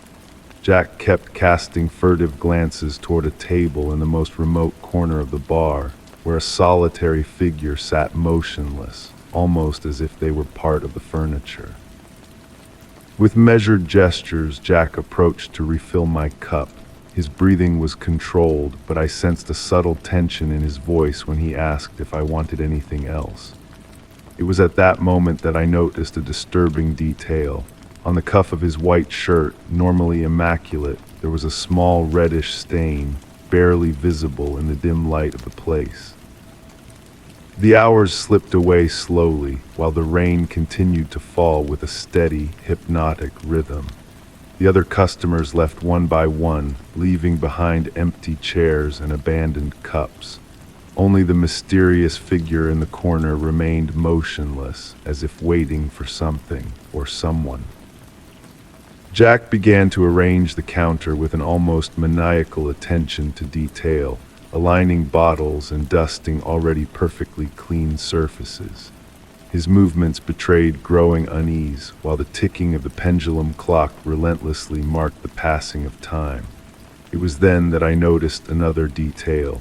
Under the counter, hidden among the bottles, there was a small notebook with a worn cover. When Jack walked away to serve the last customer, my gaze fell on the yellowed pages of the notebook. The handwriting was tiny and precise, like someone used to taking detailed notes. Names, dates, places followed in an orderly sequence, but what caught my attention were the last pages. They contained a series of cryptic annotations, numbers that didn't seem to make sense, and next to them, small symbols drawn with meticulous care. The sound of footsteps made me look up. The mysterious figure had finally risen from their table and was heading toward the exit. As they passed by the counter, they exchanged a meaningful look with Jack. It was a very brief moment, but loaded with palpable tension. The bartender nodded imperceptibly, and the stranger disappeared into the rainy night. Jack returned to his tasks, but there was something different about his behavior. His hands, usually so steady, trembled slightly as he put away the glasses. His gaze seemed lost in distant thoughts, as if trying to remember something important, or perhaps trying to forget. As I prepared to leave, Jack stopped me with a gentle gesture. "You know," he said in a calm, almost whispered voice, "there are things that a bartender sees and hears, things that should remain buried in the silence of these walls. But sometimes the weight of these secrets becomes too heavy to carry alone." He paused, as if carefully weighing his next words. I turned toward him, noticing how the flickering light of the lamps created dancing shadows on his tired face. The notebook was still there, half hidden among the bottles, a silent keeper of who knows what truths. Jack smiled weakly, a smile that didn't reach his eyes. "Come back tomorrow," he whispered. "Maybe I'll tell you a story, or maybe not." I walked out into the dark night with the rain still falling softly. Through the bar's window, I saw Jack resume his cleaning routine, methodical and precise as always. But now I knew that behind those daily gestures lay something deeper, a mystery that perhaps I would never fully understand. The lights of the establishment dimmed as I walked away, letting darkness envelop the secrets kept within those walls. I wondered how many other similar stories were hidden behind bar counters, how many other Jacks existed, silent guardians of secrets too heavy to reveal.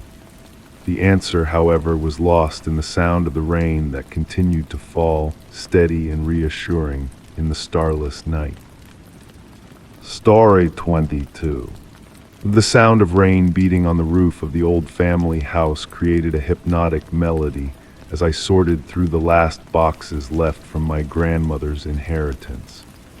The air was thick with nostalgia, mixed with the scent of old wood and dust dancing in the rays of the setting sun, filtering through the cream-colored curtains. Every object I touched seemed to tell a story, whispering memories of times past. It was when I opened the last box that I found the photo album bound in dark leather. The cover was worn at the corners, but the material still retained that characteristic softness that only time can give. My fingers gently caressed the surface as I laid it on the old oak table in the living room. The album's pages emanated a slight smell of mold and aged paper. Each black and white photograph told moments of family life, weddings, birthdays, summer vacations. I smiled, recognizing the faces of my older relatives when they were young, noting similarities with subsequent generations. The rustling of pages blended harmoniously with the beating of rain on the windows. I stopped at one particular photograph, taken in the house's garden during what appeared to be a summer lunch. I immediately recognized my grandmother, beautiful in her floral dress, sitting at the table with her siblings. The sunlight from that distant day created gentle shadows on their smiling faces, yet something caught my attention. Standing slightly apart from the main group was a figure I couldn't identify. She wore a light-colored dress that reached her ankles, and her face was partially hidden by the shadow of a wide-brimmed hat.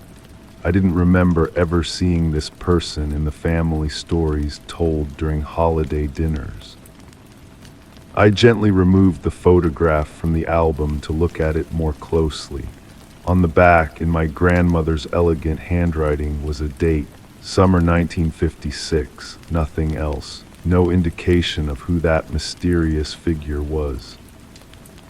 As I studied the image, a cold breeze swept through the room, making the curtains wave. The sun had now set, giving way to a twilight that made everything more blurred and uncertain. I turned on the old table lamp, which diffused a warm, soft light in the room. I returned to observing the photograph under the new lighting, and that's when I noticed a disturbing detail. The shadow of the mysterious figure didn't follow the direction of all the other shadows present in the image. While the family's shadows stretched to the right, following the natural course of the sun, that of the unknown woman seemed to go in a completely different direction, as if the light hitting her came from another source. A subtle shiver ran down my spine. I suddenly remembered a whispered conversation between my mother and aunt years ago when they thought I was sleeping. They were talking about a woman who had frequented the family for a brief period before mysteriously disappearing. No one had ever known her real name or where she came from. The sound of rain seemed to intensify, creating an almost hypnotic rhythm. As I continued to stare at the photograph, it seemed to me that the figure became increasingly sharp, while the rest of the image seemed to blur slightly. It was as if she wanted to tell me something, as if that moment captured on photographic paper held a message waiting to be discovered. I turned the photograph again, hoping to find other clues. That's when I noticed in the bottom right corner almost invisible marks. They looked like words written with such light pressure they were almost imperceptible. Under the lamp's light, slightly tilting the paper, I managed to make out a phrase, "She always sees." I gently put the photograph back in the album but couldn't close it completely. Something pushed me to continue looking at that image, as if it contained a secret waiting to be revealed. I found myself wondering how many other hidden stories this house held, how many other mysteries had been captured by a camera lens and preserved in the silence of time. The rain continued to fall gently as night wrapped the house in its quiet embrace. Sitting in the armchair by the window with the album on my knees, I lost myself in my thoughts. Who was that woman really? What had she seen? And above all, was she still seeing? I decided to leave the album on the living room table, open to the mysterious photograph. As I prepared to go to bed, I took one last look at the image from the doorway. For a moment, under the flickering light of the lamp, it seemed to me that the figure had slightly changed position, as if she had turned to look at me. But perhaps it was just a play of shadows, or perhaps it was something deeper, a mystery destined to remain as such, guarded between the yellowed pages of an old family album. Story 23. The wind blew softly that night, carrying the smell of damp earth and night-blooming flowers. Sitting in my favorite armchair, I listened to the breathing of the old house around me. The wooden frames made slight creaks, as if the structure itself wanted to tell me ancient stories. It was in that moment of quiet when I first heard it, a rhythmic, measured beating coming from the upstairs hallway. A sound like a door knocker moved by the wind, but strangely regular, almost hypnotic. The soft light from the reading lamp cast dancing shadows on the wallpapered walls, creating figures that seemed to move with a life of their own. I set down the book I was reading and stayed still, focusing on that persistent sound. It wasn't annoying, rather, it had something almost melodic in its regularity. I rose slowly, my slippers sinking into the soft Persian rug, and headed toward the stairs. Climbing the ancient wooden steps, each step produced a slight moan, as if the house itself was responding to my curiosity. The beating continued, unchanging in its cadence, guiding me through the dimly lit hallway where moonlight filtered through the tall windows. The air was cooler upstairs and carried a subtle scent of old wood and beeswax. Following the sound, I arrived at the old library door. It was closed as always, yet the brass knocker continued its rhythmic movement against the solid wood. There was no wind, the hallway windows were all sealed. I watched, fascinated, as the heavy knocker moved by itself, as if an invisible hand was using it to knock with infinite patience. I approached slowly, almost hypnotized by that regular movement. The sound was clearer now, and I could distinguish a slight variation in the rhythm, as if following a musical pattern I couldn't fully understand. I reached for the brass handle, feeling the cold metal under my fingers, smoothed by generations of touches. The door wasn't locked, yet it resisted my attempt to open it. It wasn't blocked, but it seemed as if something on the other side was gently holding it back. The knocker continued its movement, ignoring my presence as if performing an ancient ritual dance. I sat on the floor, leaning my back against the wall next to the door, and let myself be lulled by that persistent sound. I don't know how long I stayed in that position, listening to the beating that seemed to tell a wordless story. My eyes slowly closed as my mind wandered through misty thoughts of ancient libraries and forgotten books. The sound became part of my breathing, of my heartbeat, merging with the natural rhythm of the night. When I opened my eyes, dawn was painting the hallway in pale light. The knocker was motionless, silent as if it had never moved. I rose slowly, my legs numb from hours spent on the floor. This time when I touched the handle, the door opened without resistance. The library was exactly as I had left it the day before, every book in its place, dust motionless in the morning air. But on the antique desk, illuminated by the first ray of sunlight, there was an open book I didn't remember leaving there. Its pages were white, immaculate, as if waiting for someone to write a story. The brass knocker hasn't knocked since that night, but sometimes, on the quietest evenings, I seem to hear a distant echo of that rhythm, as if the house was trying to remember a forgotten melody. Story 24. The sound of heavy rain on the roof created a hypnotic melody as I prepared to spend another solitary evening in my old country house. Drops slid down the window panes, creating serpentine patterns that danced in the dim candlelight I had lit to fight the growing darkness. The wind blew gently through the garden trees, rustling the leaves in a natural lullaby. Sitting in my favorite armchair with a steaming cup of tea in my hands, I absently watched the vapor rising in delicate spirals in the air. The house emanated its usual familiar sounds, the slight creaking of contracting wood, the ticking of the pendulum clock in the entryway, the soft whistle of wind sneaking through the drafts. Everything seemed normal, yet something indefinable had begun to disturb my evening peace. It was while sipping my tea that I first noticed something unusual. The upstairs bedroom window, visible in the hallway mirror's reflection, seemed to emit a particular luminescence, as if someone had lit a candle inside.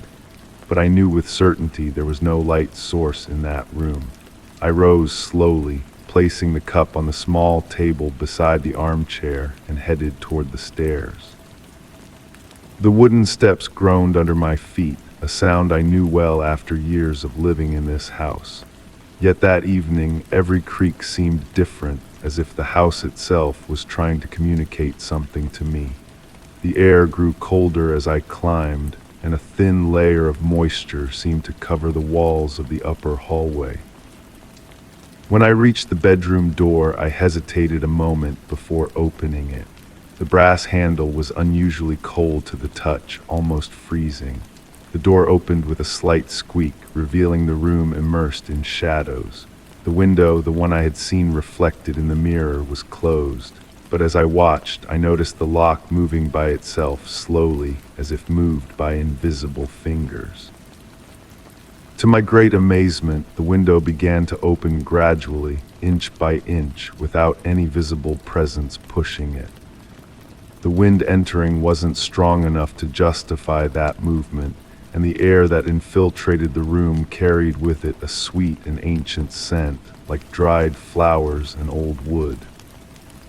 I cautiously approached the window, observing how the raindrops entered the room, creating small puddles on the wooden windowsill. It was then that I noticed something extraordinary. The drops weren't falling following the normal downward trajectory, but seemed to dance in the air, forming circular patterns before gently settling on the floor. While observing this inexplicable phenomenon, a movement caught my attention. On the window glass, writing began to appear, as if an invisible finger was tracing letters on the foggy surface. The words formed slowly, but were too blurred to be read clearly. I moved closer, my heart beating with a steady but intense rhythm. The curtains moved softly, even though there wasn't a real draft. Their movement resembled the slow, deep breathing of someone asleep. The moonlight, filtered through the rain-laden clouds, created dancing shadows on the walls that seemed to tell silent stories. I reached a hand toward the window, feeling the cold air entering from outside caress my fingers. The moment I was about to touch the glass, the window closed gently, with the same slowness with which it had opened. The lock clicked with a delicate snap, and the ancient scent that had pervaded the room began to dissipate. I remained motionless for several minutes, listening to the sound of rain that continued to fall outside. The room had resumed its normal appearance, but something had changed. It was as if the house had wanted to show me a fragment of another world, a world that existed parallel to ours, visible only in those special moments when the boundary between reality and mystery becomes as thin as a silk veil. Since that night, whenever it rains, I sit in my armchair and observe the window's reflection in the hallway mirror. Sometimes it remains still, other times it opens slowly in a silent ritual that has now become part of my life.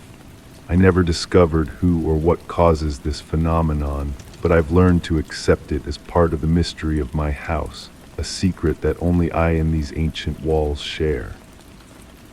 And on the quietest nights, when the wind whispers through the trees and the rain falls gently, I almost seem to feel a familiar presence watching over me, like an invisible guardian who has chosen to share this space with me, manifesting through a window that opens by itself. Story 25. The grandfather clock in my study struck midnight, its deep resonance filling the room with familiar comfort. I looked up from my leather-bound journal, expecting the usual progression to one chime, but the tolling continued. Each melodious note flowed into the next, creating an endless symphony that seemed to stretch time itself. The warm lamplight cast a gentle glow across my antique desk, illuminating the steam rising from my cup of chamomile tea. Something felt different about this night, not threatening, but as if reality had shifted ever so slightly, like a painting hung just a fraction off center.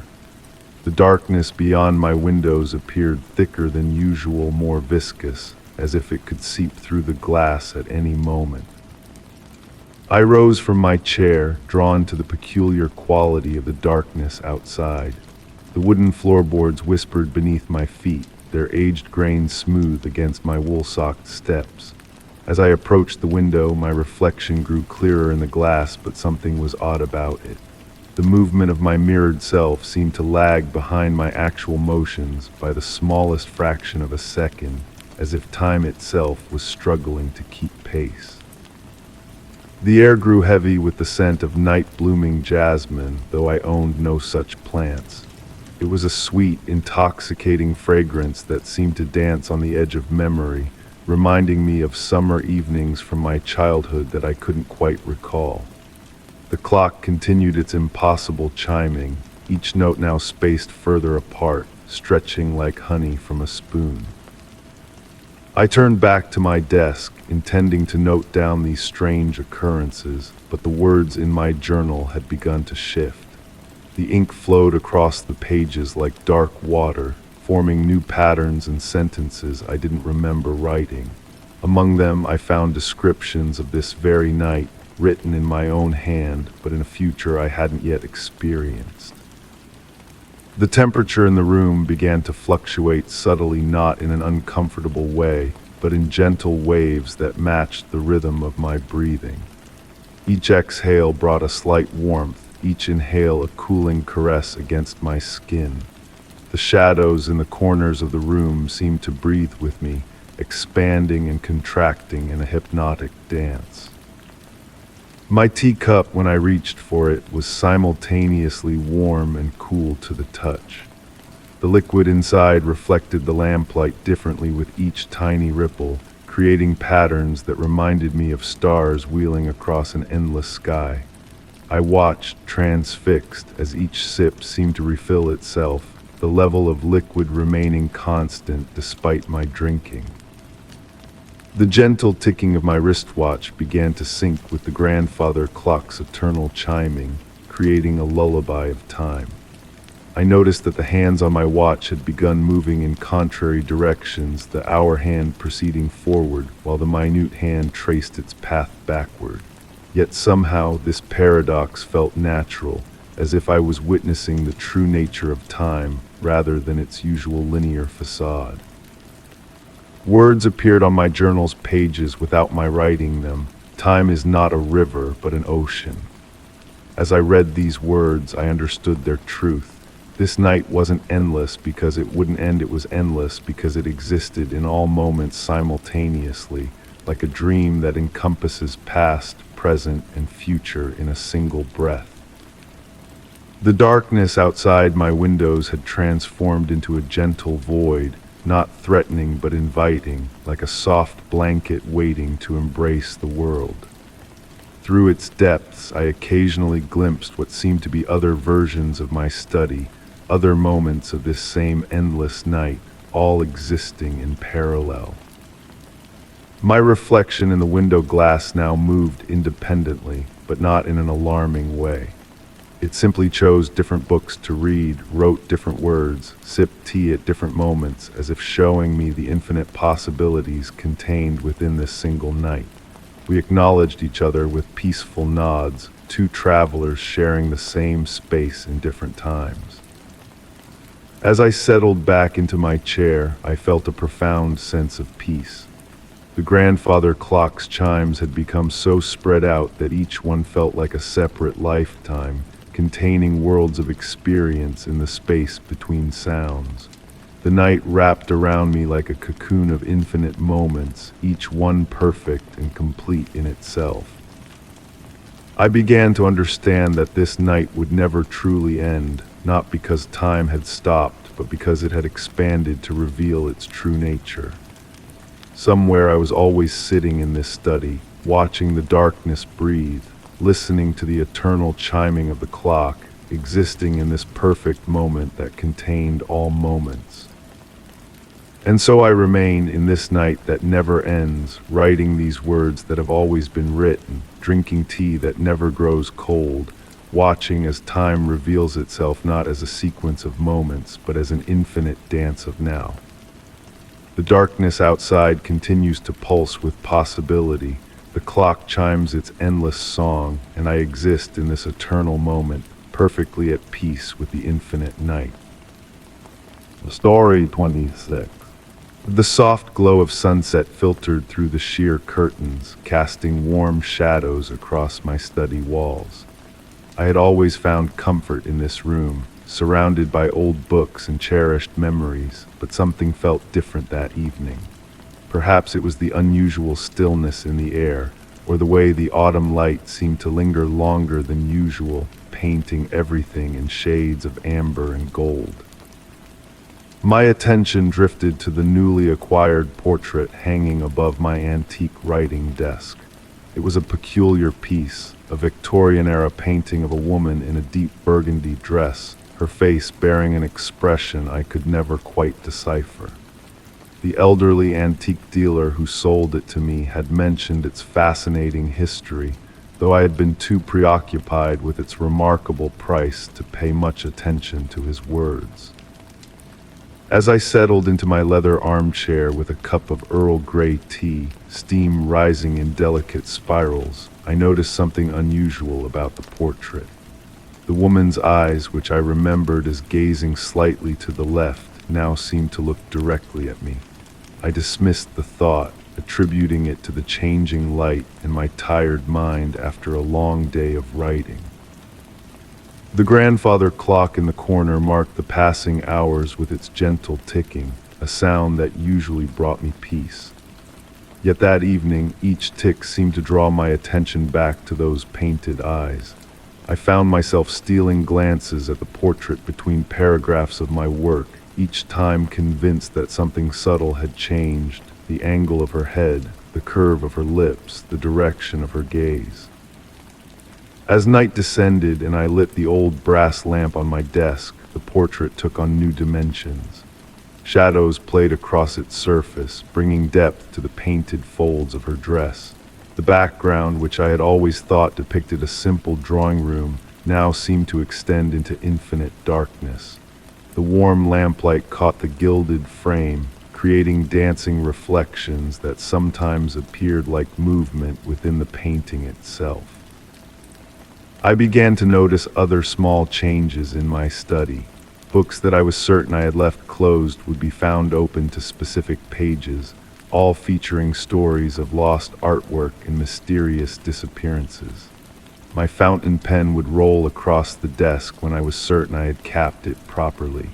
The room's temperature would fluctuate inexplicably, growing colder near the portrait and warmer as I moved away. One particularly quiet evening, as I was about to leave my study, a peculiar detail caught my eye. In the portrait's background, partially hidden by the painted woman's shoulder, I noticed what appeared to be another canvas on an easel. I stepped closer, squinting in the dim light. The painting within the painting seemed to depict a study, one that bore an unsettling resemblance to my own. My heart beat a little faster as I leaned in further, nose almost touching the canvas. There in the miniature study, I could make out a tiny desk, a leather armchair, and what appeared to be a figure seated at the desk. The longer I stared, the more familiar the scene became, until I realized with a start that it wasn't just any figure, it was me, captured in perfect detail, leaning forward to examine a painting. I stepped back, my breath catching in my throat. The woman's expression seemed different now, knowing, almost amused. Her eyes followed me as I moved across the room, no longer bothering to maintain the pretense of a static painting. The corners of her mouth lifted ever so slightly, and I could have sworn I heard the faintest whisper of laughter, like the rustle of old paper.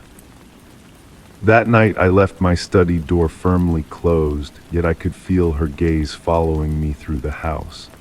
As I lay in bed, I wondered about the previous owners of the portrait, about their stories, their experiences. Had they too noticed these subtle changes? Had they also felt the weight of those watching eyes? In the morning, I found my study exactly as I had left it, except for one detail. My journal lay open on the desk, and in it, written in elegant Victorian script that was not my own, were the words, "Art is never truly static, dear observer." Sometimes the line between viewer and viewed becomes rather blurred, don't you think? I never removed the portrait from my wall. Perhaps I should have, but curiosity has always been my weakness. Now, as I write this account in my study, I often glance up to find her watching me, that same enigmatic smile playing at her lips.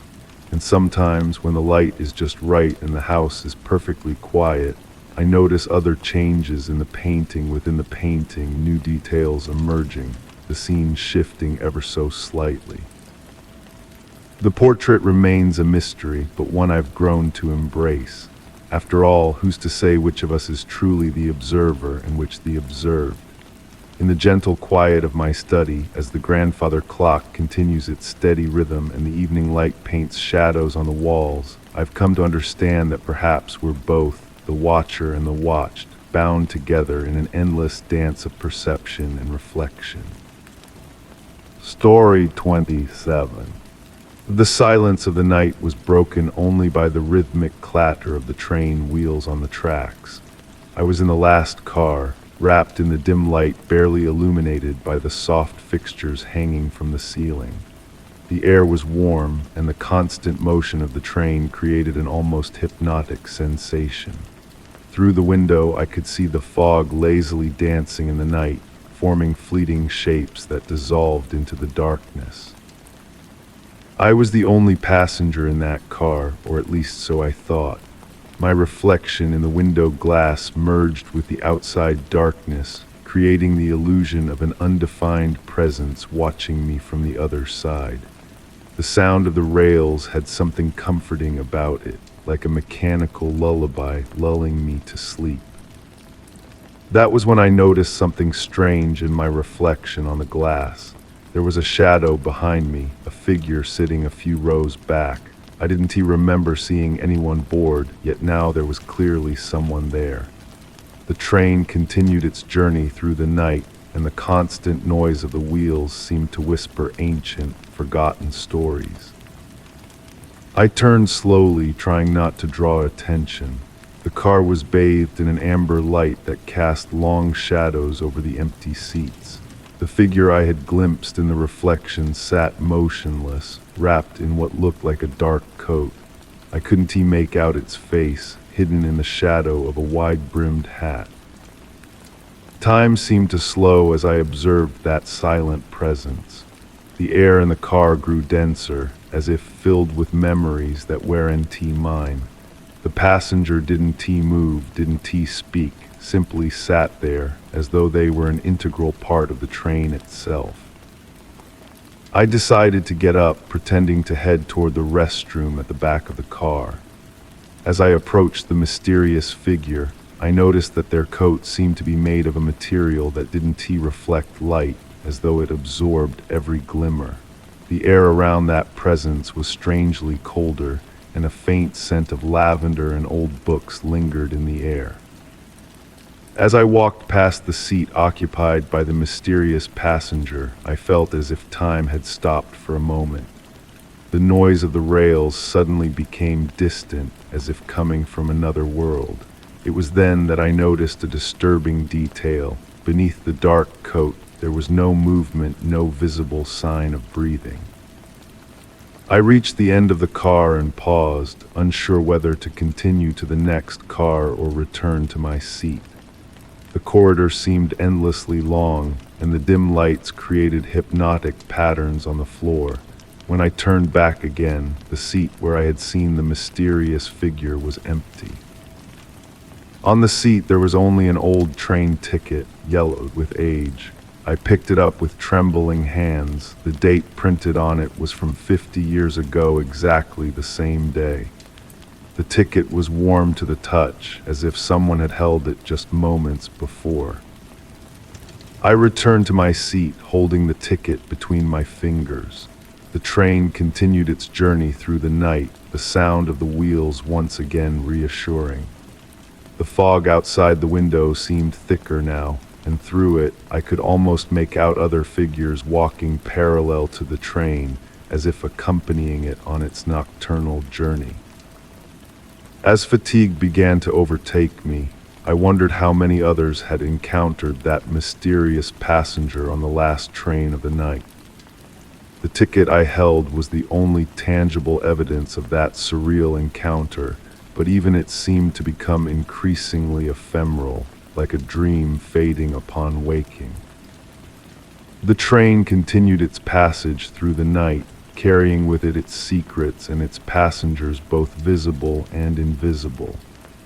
And as I drifted off to sleep, I thought I caught a faint scent of lavender in the air and the distant sound of footsteps retreating down the corridor of the car. Story 28. Time seemed to stand still that autumn evening as the rain gently fell on the roof of the old family house. Sitting in my favorite armchair, I watched the soft light from the floor lamp my grandfather had left me in his will. It was a special object with a colored glass lampshade that created playful light patterns on the walls. That evening, however, something in the shadows cast by the lamp caught my attention in a way I hadn't experienced before. The shapes moving on the walls seemed to dance with a life of their own, creating patterns I had never noticed before. At first, I thought it was a trick of the light caused by the fatigue of the day, but the more I watched those shadows, the more I realized that their movements didn't follow the laws of physics. When a gust of wind made the lampshade sway, the shadows didn't move in sync with it, but seemed to follow their own mysterious rhythm. I slowly rose from the chair and moved closer to the lamp, curious. The colored glass emitted a particular warmth, almost pulsing, as though it kept a secret hidden in its geometric patterns. I gently ran my fingers over the surface of the lampshade, feeling the small imperfections in the handcrafted glass. It was then that I noticed a detail I had never seen before. Etched into the metal base of the lamp was a symbol, faint as a breath, that seemed to glow softly in the light. The shadows continued their silent dance, and I began to recognize more defined shapes, human figures moving gracefully, trees swaying in the wind, and undefined creatures that appeared and disappeared like fleeting memories. It was as if the lamp was projecting memories instead of mere shadows, telling stories of a time gone by through the silent language of light and darkness. I sat down on the floor, mesmerized by the surreal spectacle. The shadows seemed to respond to my presence, drawing nearer when I leaned forward and retreating when I moved away. At times, I could swear I heard a distant melody, like a musical whisper accompanying that mysterious dance. It was a sensation that enveloped me gently, not inducing fear, but rather a sense of contemplative wonder. As the night wore on, the projected figures became more elaborate. I saw scenes of everyday life intertwining with moments of pure fantasy. A child playing in a garden transformed into a bird in flight. A woman sewing became a butterfly dancing in the wind. It was as if the lamp was trying to communicate through a language of light and shadows, telling stories that existed in a space between reality and dreams. Then I noticed something even more extraordinary. Some of the shadows seemed to represent scenes from my childhood, moments I thought I had forgotten but which the lamp was bringing to life on the walls of the room. I saw myself as a child, playing in the backyard of this same house, my grandfather showing me how the lamp worked for the first time, and other memories emerging from the depths of my mind. The rain continued to fall outside, creating a perfect soundtrack for that intimate and mysterious performance.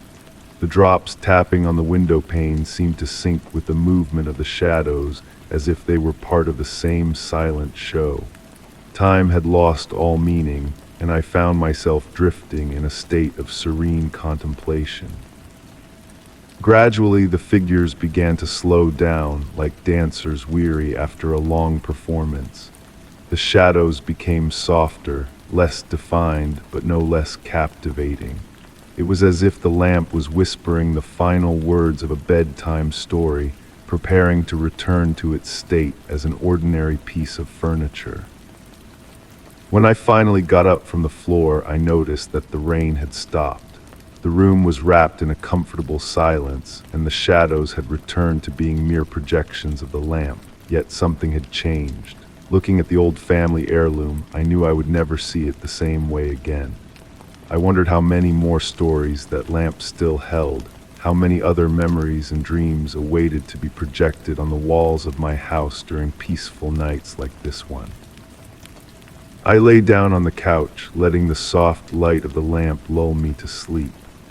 In my final moments of wakefulness, I thought I saw one last shadow gently dancing on the wall, the figure of my grandfather smiling, as if to tell me that some mysteries don't need to be solved to be appreciated.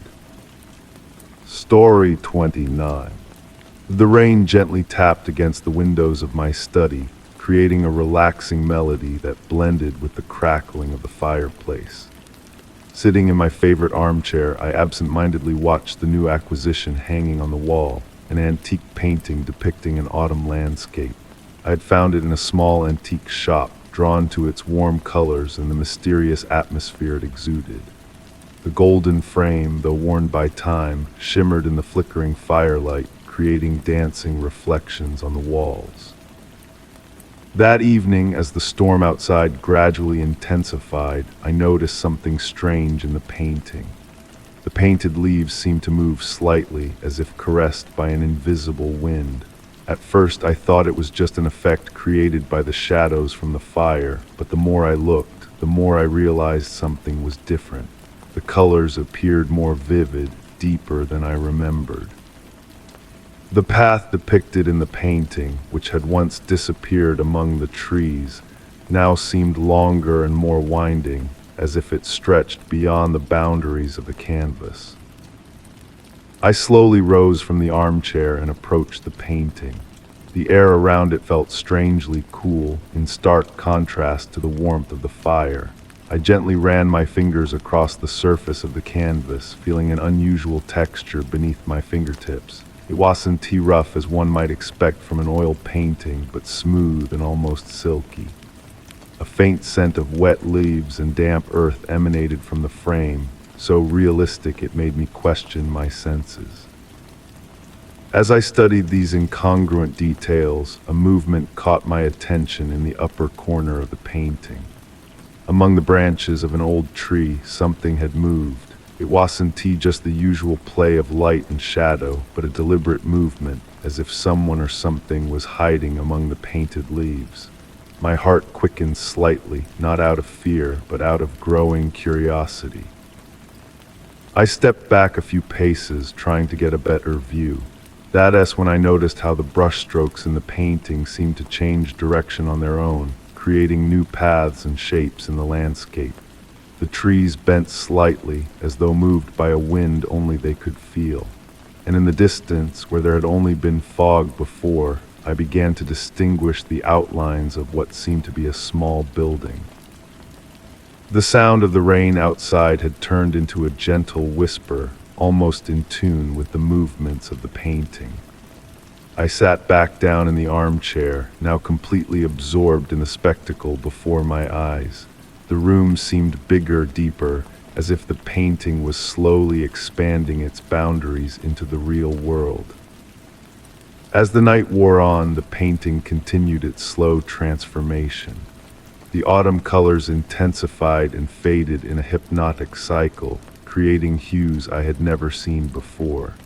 The small building in the distance now appeared sharper. It was a stone house with a smoking chimney and windows illuminated by a warm golden light. I found myself wondering if anyone lived in that painted house, and if they could see me, sitting in my armchair, watching them through that magical window disguised as a painting. Strangely, the thought didn't unsettle me. On the contrary, I felt a sense of peace, as if I had discovered a secret passage to a place where reality and fantasy gently blended. The hours passed, and the painting continued to reveal its secrets patiently.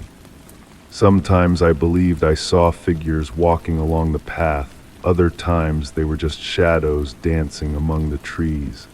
But every time I tried to focus on these details, they would dissolve gently, like the memories of a dream upon waking. When dawn began to tint the sky with pink, the painting slowly returned to its original state. The leaves stopped moving, the colors stabilized, and the house in the distance vanished into the morning mist. Only the scent of wet leaves lingered in the room as the sole testimony to what I had observed throughout the night. Since then, every evening I sit in my armchair and watch the painting, waiting patiently. Sometimes it reveals its secrets, other times it remains silent like a normal painting. But I know that behind that canvas lies an entire world, one that wakes only when the rest of the world falls asleep, and only for those who have the patience to observe long enough. Story 30. The night had wrapped the old house in a velvet cloak of silence, interrupted only by the gentle tapping of autumn rain against the window panes. Seated in my favorite armchair with a steaming cup of tea in my hands, I absently observed the painting hanging on the wall opposite me. It was a painting I had inherited from my grandmother, depicting a woodland landscape at sunset. It wasn't particularly valuable, but it had always captured my attention for its ability to evoke a feeling of melancholic serenity. That evening, while the golden light from the floor lamp created dancing shadows on the walls, I noticed something strange. The painting seemed slightly tilted to the right, while I was certain I had always seen it perfectly straight. I slowly rose, placing the cup on the small table next to the armchair. The wooden floor creaked softly under my steps as I approached the wall. I straightened the painting delicately, feeling the rough texture of the antique frame under my fingers. Back in my armchair, I resumed reading the book I had momentarily abandoned. The warmth of the tea and the relaxing sound of the rain lulled me into a pleasant drowsiness. It was only after a few minutes that, looking up, I noticed the painting was tilted again, this time to the left. A subtle shiver ran down my spine as I tried to convince myself it was just an effect of tiredness, or perhaps a play of light and shadows. I stood up again, this time more cautiously. Approaching the painting, I noticed something I had never observed before. The sunset colors seemed more vivid, almost pulsating, and the shadows of the trees appeared to have lengthened compared to before. I touched the surface of the canvas with trembling fingers. It was warm, as if it had absorbed the heat of the room, but there was something different about the way the paint caught the light. In the following days, I began paying more attention to the painting. Every time I entered the room, it seemed to be in a slightly different position. Sometimes it was barely noticeable, other times the change was more evident. Not only did its tilt vary, but the details of the painting itself seemed to subtly change. One day the trees appeared denser, another day the clouds in the painted sky seemed to have changed shape. I began taking photographs of the painting every morning and evening, comparing them meticulously. The differences were minimal but undeniable. In the painted woods, small details appeared and disappeared. A bird's nest among the branches, a hidden clearing, a barely visible path that wasn't there before. The sunset seemed to move imperceptibly, as if time in the painting flowed at a different rhythm than ours. One particularly quiet evening, while sitting in my usual armchair, I noticed movement from the corner of my eye. The painting was tilting by itself with an almost imperceptible slowness. I didn't feel fear, only a deep curiosity mixed with a sense of surreal peace. The movement was fluid, as if an invisible hand was gently caressing it. I approached the painting once again, this time without hesitation. The surface of the canvas seemed to vibrate slightly under my gaze. In the reflection of the glass protecting the painting, for a fleeting moment, I thought I saw a familiar figure. The profile of my grandmother, blurred and evanescent like a faded memory, seemed to smile while adjusting the painting to its correct position. Since then, I've learned to accept these small changes as part of the house's magic. Every evening, before going to bed, I dedicate a few minutes to observing the painting, trying to discover what new secrets it holds. Sometimes I think it's my grandmother's way of letting me know she's still here, watching over me through this mysterious canvas that changes and moves like a living being. I've never told this story to anyone, preferring to keep this sweet mystery in my heart. The painting continues to change position, but now it does so less frequently, as if it had found a perfect balance between wanting to show itself and maintaining its secret. And I continue to sit in my armchair every evening with a steaming cup of tea, listening to the rain beating against the windows and watching the painting that lives its own life in a silent dialogue that only we two can understand. Story 31. The grandfather clock in my study marked midnight with its familiar deep resonance, each chime floating through the still air like ripples on a pond. I sat in my leather armchair, a worn book resting in my lap, listening to the gentle patter of rain against the windows. The house creaked softly around me, its aged wooden bones settling into the quiet of night. My attention drifted to the hallway door, its dark wooden frame highlighted by the warm glow of my reading lamp. Something about it seemed different tonight, though I couldn't quite place what had changed. The brass handle caught the light differently perhaps, or maybe the grain of the wood appeared altered. I had lived in this house for 15 years, yet suddenly this door felt unfamiliar. I rose from my chair, marking my place in the book with a silk ribbon. The floor beneath my feet was cool, even through my slippers. As I approached the door, the temperature seemed to drop further, as if winter had crept into this single corner of my home. My fingers brushed against the handle, and I found it unexpectedly warm, a stark contrast to the surrounding air. The door opened smoothly, revealing the familiar hallway beyond. Everything appeared normal, the same faded wallpaper, the same worn runner carpet, the same collection of framed photographs lining the walls. I closed the door again, shaking my head at my own imagination. Perhaps I had been reading too many mystery novels lately. That night I dreamed of doors. They appeared and disappeared in impossible places in the middle of gardens, floating in the sky, standing alone on empty beaches. Each one held the same brass handle as my hallway door, warm to the touch despite its surroundings. When morning came, I went about my usual routine, barely sparing a glance for the hallway door as I passed through it. It wasn't until evening, as the sun began to set, that I noticed something peculiar. The door seemed somehow lighter in color, as if it had aged decades overnight. The brass handle had taken on a patina that hadn't been there before. I approached it again, this time with a photographer's eye for detail. Yes, the wood was definitely different, lighter, with a distinct grain pattern I didn't recognize. The hinges, too, had changed from their usual iron black to a burnished copper color. Yet when I opened it, the hallway beyond remained exactly as it always had been. Night after night, the door continued its subtle transformation.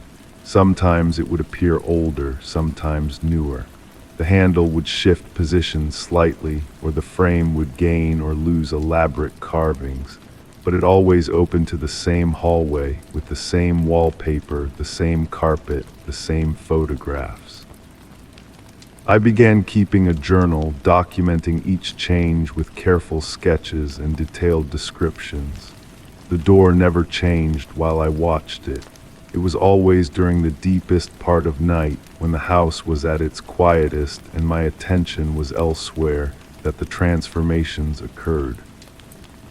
One evening I decided to stay awake and observe the door throughout the night. I positioned my armchair to face it directly, made a pot of strong tea, and settled in for my vigil. The grandfather clock ticked away the hours as I watched, my eyes growing heavy but my determination unwavering.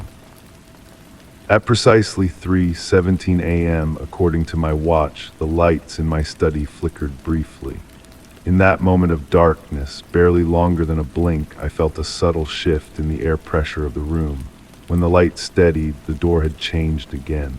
The warm oak had become rich mahogany, and delicate silver inlays now traced patterns across its surface that seemed to move when viewed from the corner of my eye. I rose from my chair, drawn to these new details. My hand reached for the handle, now carved crystal rather than brass, but I hesitated before touching it. The air around the door hummed with a gentle vibration, like the lingering resonance of a bell long after it has been struck. That's when I noticed something else. The door had no keyhole. In fact, it never had one in any of its iterations. Yet every morning when I passed through it, there had always been a keyhole just below the handle. I was certain of this. I spent the next day searching through my journal entries, looking for mentions of the keyhole. To my surprise, I found none. Had I simply failed to note such a basic detail, or was something else at work here? The question nagged at me like a word caught on the tip of my tongue. Now, as I sit in my study each evening, I wonder about that door and its nightly transformations. Sometimes I think I catch glimpses of other hallways through the gap beneath it, hallways with different carpets, different wallpapers, different photographs. But when I open it, it's always my hallway that greets me. I've considered moving the photographs to different positions, just to be certain it's really my hallway I'm seeing. But something holds me back, a whispered warning from that part of the mind that knows better than to look too closely at the spaces between what we think we know and what might actually be true. The door changes still, each night bringing a new variation. I've grown accustomed to its quiet metamorphoses, even fond of them in a way. Sometimes I wonder if it's really the door that's changing, or if perhaps I'm the one seeing it differently each time I look. Maybe both are true, or maybe neither is. All I know for certain is that when the grandfather clock strikes midnight and the rain taps against the windows, I find myself looking forward to discovering what new form my door will take and what mysteries it might choose to reveal or keep hidden in the quiet hours before dawn. Story 32. The old house had always whispered to me, but that winter night was different. Snow fell silently outside my window, each flake catching the pale moonlight before joining its brethren on the ground. I sat in my reading chair, wrapped in a worn wool blanket, listening to the gentle crackling of the fireplace. The familiar sounds of settling wood and creaking floorboards had become a comfort over the years, but tonight they seemed to carry whispers I had never noticed before. At first, it was barely perceptible, a soft murmuring that could have been the wind finding its way through the ancient walls. I lowered my book, holding my breath to listen more carefully. The sound came again, like distant conversations heard through thick velvet curtains. The words were unclear, but the cadence was unmistakably human. I placed my hand against the wall beside my chair, feeling the rough texture of the vintage wallpaper beneath my fingers. The vibrations were subtle but present, like a sleeping cat's purr. The wall felt warmer than it should have, given the winter chill that permeated the rest of the house. I pressed my ear against it, closing my eyes to focus on the sounds within. The voices became clearer, though still indistinct. They seemed to move through the walls like water through underground streams, flowing from one room to another. Sometimes they would fade completely, only to return moments later from a different direction. They carried no malice or threat, rather, they reminded me of a distant family gathering, the kind where loved ones speak in hushed tones late into the night. I began to wander through the house, following the whispers from room to room. My bare feet made no sound on the old carpets as I traced the path of the voices. In the kitchen, they seemed to emerge from behind the copper pots hanging on the wall. In the hallway, they resonated from beneath the faded paintings of landscapes I had never visited. Each time I thought I could almost make out words, they would shift and change, like trying to remember a dream upon waking. The grandfather clock in the study struck midnight, its deep resonance mixing with the mysterious murmurs. As I stood in the darkness, watching shadows dance on the walls from the street lamp outside, I noticed something peculiar about the wallpaper in the corner. A slight bulge had formed, as if something behind it was gently pushing outward. As I approached, the voices grew stronger, and the wallpaper moved ever so slightly, like someone breathing behind a thin curtain. With trembling fingers, I reached out to touch the bulging surface. The wallpaper felt warm and seemed to pulse beneath my fingertips. The voices surged momentarily, and I could have sworn I heard my name spoken with gentle affection. The bulge slowly receded, leaving the wall smooth once again, but the warmth remained. I spent the rest of the night moving from room to room, discovering more of these mysterious bulges in the walls. Each one appeared and disappeared like waves on a shore, leaving behind only warmth and whispers. Sometimes I would catch fragments of laughter, or what sounded like a lullaby being sung in a language I didn't understand. The voices never grew threatening or loud, they maintained their soothing, almost hypnotic quality throughout the night. As dawn approached, the voices began to fade like morning mist. The last whispers I heard seemed to come from everywhere at once, surrounding me in a gentle embrace of sound. The walls cooled gradually, returning to their normal temperature as the first rays of sunlight crept through the windows. I never discovered the source of the voices in the wall, though they return occasionally on quiet nights when the snow falls. Sometimes I wonder if the house itself holds memories of all who have lived here before, their conversations and laughter embedded in its very framework.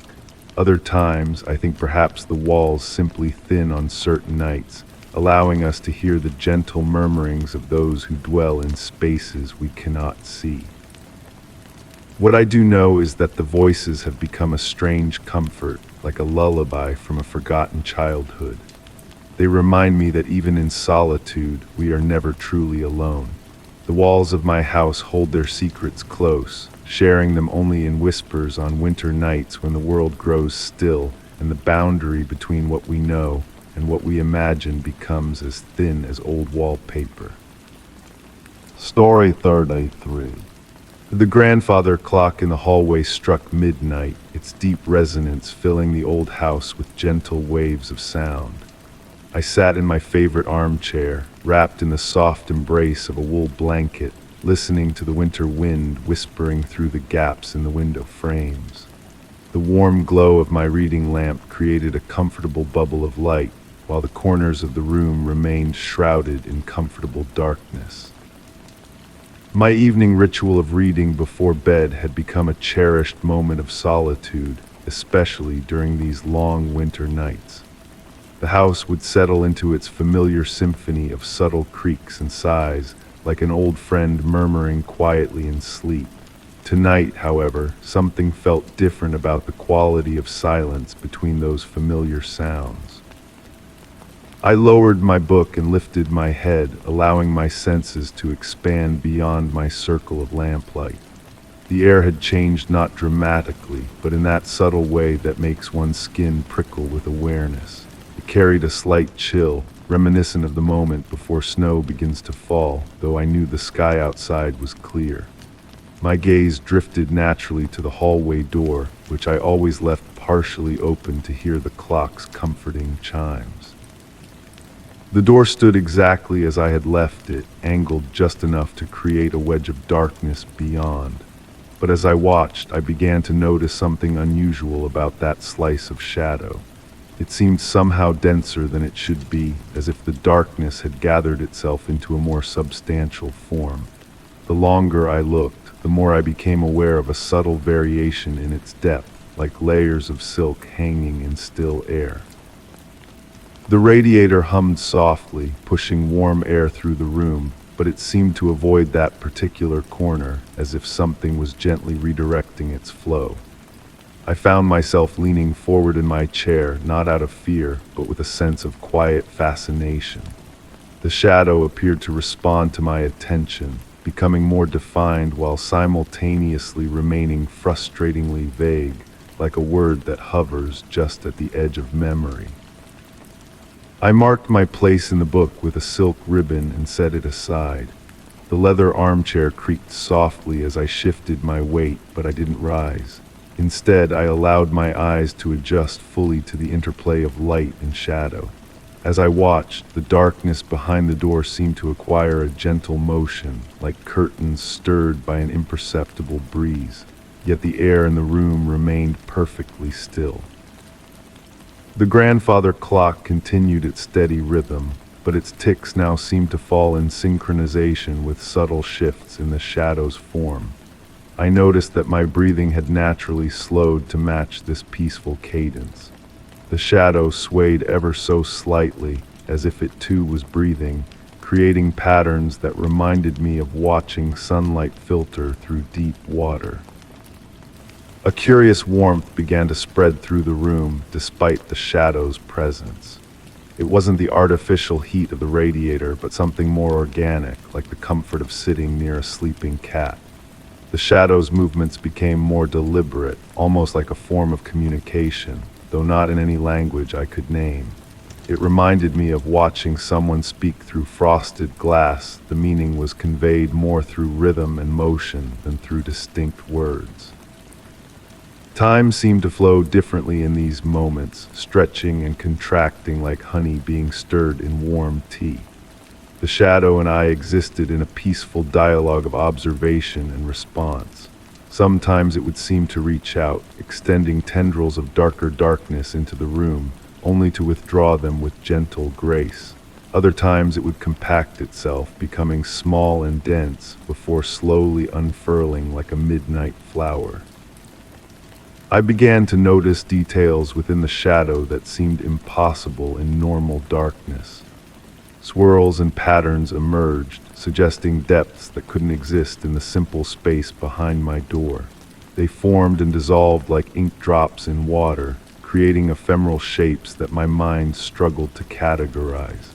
Yet there was nothing threatening about these manifestations. They felt more like gifts being offered, secrets being shared in the language of shadow and silence. The grandfather clock eventually struck 1, and the sound seemed to shift something in the air. The shadow began to thin, not dissipating exactly, but becoming less present, like a friend preparing to leave after a long, comfortable visit. I watched as it gradually merged back into the ordinary darkness of the hallway, leaving behind a sense of peaceful completion. As the shadow faded, I realized that my room felt different, not changed in any physical way, but somehow more significant, as if it had been quietly blessed by whatever had chosen to spend this hour with me. The door remained exactly as it had been, still open at that same angle, but now framing nothing more than ordinary darkness. I picked up my book again, but didn't open it. Instead, I sat in the warm circle of lamplight, holding onto the peculiar peace that the shadow's visit had left behind. Sleep began to creep in at the edges of my consciousness, and I welcomed it, knowing that my dreams would be rich with the memory of darkness that moved like water and breath like a friend. To this day, I leave my door ajar each night, creating that same wedge of shadow. Sometimes, on particularly quiet evenings, I catch glimpses of a familiar darkness gathering itself behind it. Those nights, I simply smile and settle deeper into my chair, ready to share another peaceful hour with my gentle visitor from the depths of shadow. Story 34. Night had enveloped the old countryside house in a blanket of deep tranquility.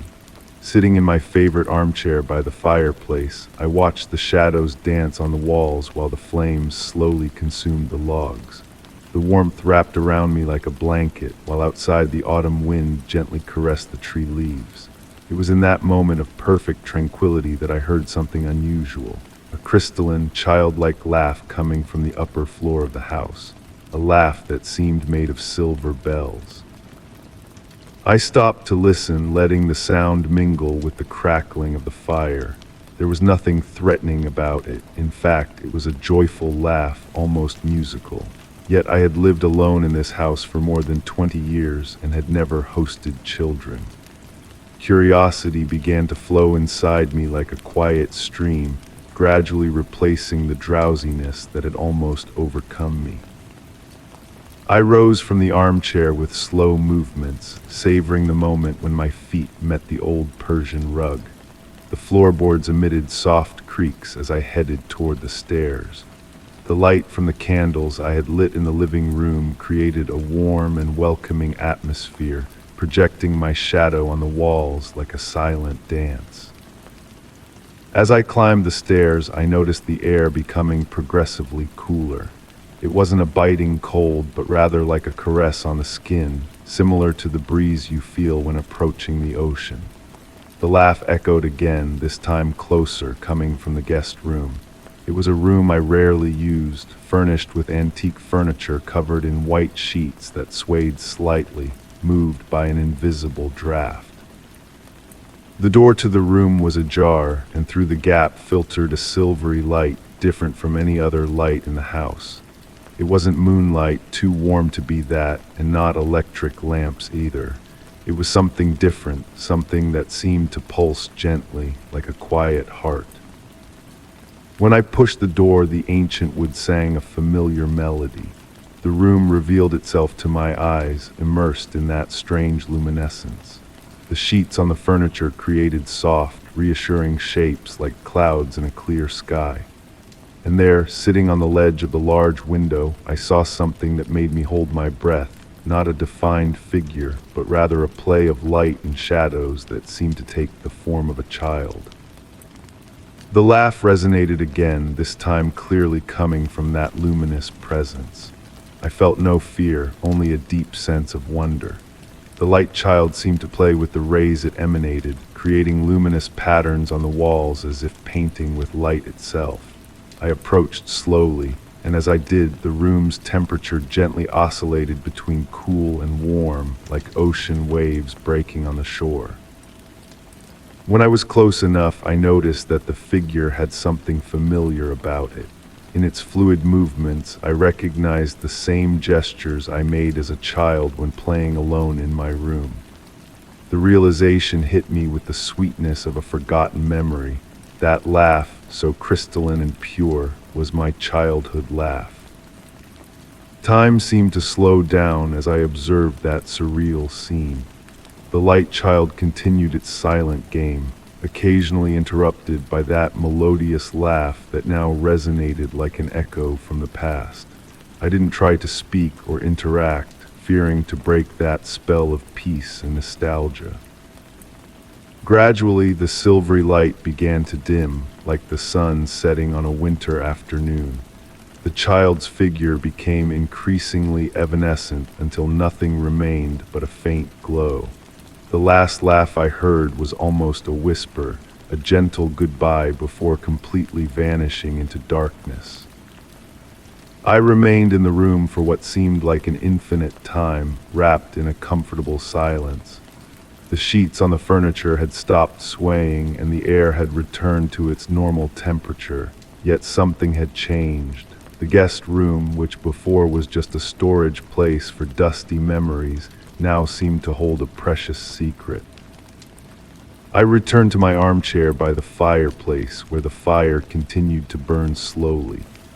As I settled among the cushions, I realized I would never know for certain what had happened that night. Was it a dream, a memory, or perhaps something deeper, a message from the past that had chosen to manifest through a child's laugh in the dark? Since that night, every time I passed by the guest room, I stopped for a moment to listen. Sometimes, on the quietest nights, I seemed to hear the distant echo of that crystalline laugh, like a sweet lullaby accompanying me towards sleep. And smiling, I let the mystery remain as it is, a sweet secret between me and the child who laughs in the dark. Story 35. The silence of the night was interrupted by a distant and delicate melody.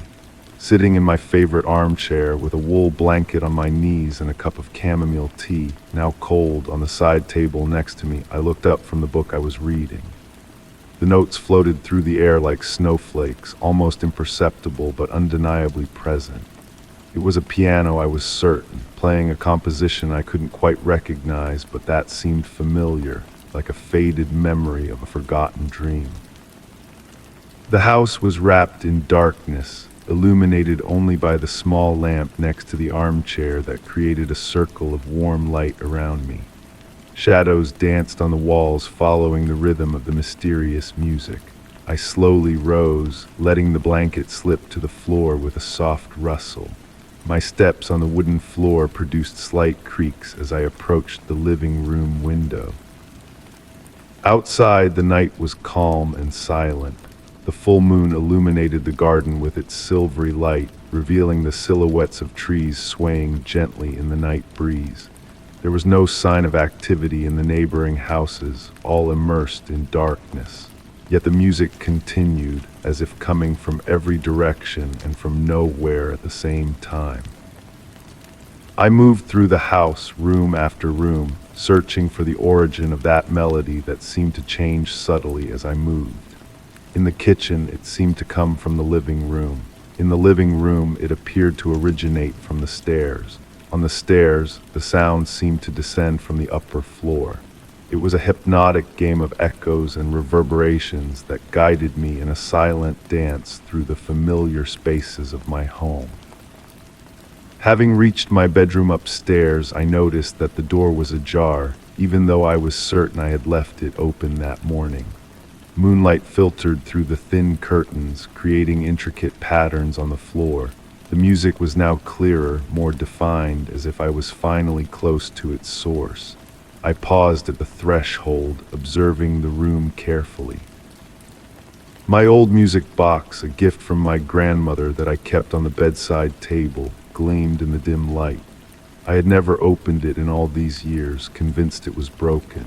Yet now, in the quietness of the night, its tiny ballerina was slowly turning on itself, casting its dancing shadow on the wall. The melody it produced was identical to the one that had drawn me there, but amplified, as if the entire house had become a resonance chamber. I approached with measured steps, feeling my heart beat in sync with the music. The music box seemed brighter than usual, as if emanating its own internal light. When I reached out to touch it, I noticed that the surface was lukewarm, almost warm. The ballerina continued to turn, but her face, which I remembered as a simple porcelain oval, now showed defined features. Features I knew well. It was my grandmother's face, perfectly reproduced in miniature, with that same sweet smile I remembered from my childhood. The small figure's eyes seemed to meet mine for an instant, and at that moment the melody changed slightly, transforming into a lullaby she used to sing to me when I was a child. I remained motionless, letting the music envelop me like a familiar embrace. I felt no fear, only a deep sensation of peace and nostalgia. The notes continued to fill the room until, gradually, they began to decrease in intensity, like waves retreating from the shore. When finally the music ceased, the music box closed itself with a gentle click. Silence returned to reign in the house, but it was a different silence, full of meaning. I returned to my armchair downstairs, picking up the blanket from the floor and wrapping myself once again in its warmth. The book was still open to the page I had been reading, but I couldn't concentrate on the words. My thoughts were focused on the music box and my grandmother. I wondered how many other melodies had remained trapped in those silent gears all these years, waiting for the right moment to be freed. Since that night, occasionally, when the house is particularly quiet and the full moon illuminates the garden, a sweet and familiar music fills the rooms. I no longer go searching for its source. I simply close my eyes and listen, knowing that some mysteries don't need to be solved to be understood. Story 36. The rain gently beat against the windows of my old country house, creating a hypnotic melody that mingled with the slight creaking of the hardwood floor beneath my feet. It was one of those autumn evenings when the boundary between reality and fantasy seemed thinner than usual. The tree leaves danced in the darkness, casting shifting shadows on the cream-colored walls of the hallway through the foggy windows. Sitting in my favorite armchair with a cup of now-cold chamomile tea in my hands, I absently observed how the floor lamp's light created a golden circle on the floor. There was something different that evening, a subtle but persistent sensation that I couldn't identify. Perhaps it was the way the air seemed thicker than usual, or how the house's silence appeared deeper, almost tangible. I rose slowly, drawn by a movement caught in the corner of my eye. The hallway leading to the bedrooms seemed longer than usual, as if it extended beyond its natural boundaries. The shadows in the corners appeared darker, denser, almost alive. I stopped at the living room threshold, peering into the darkness that progressively thickened toward the end of the hallway. The temperature seemed to decrease gradually as I approached. The wood beneath my feet made different sounds than usual, as if I were walking on an unfamiliar floor. The old family photographs hanging on the walls seemed to watch me with a new gaze, as if the familiar faces had been replaced by slightly altered versions of themselves. Halfway down the hallway, I stopped. A particular smell had caught my attention, an ancient scent of old books and wet wood that didn't belong to my house. I turned toward the window to my right, noticing how the rain had created complex patterns on the glass, designs that seemed to follow a precise but incomprehensible scheme.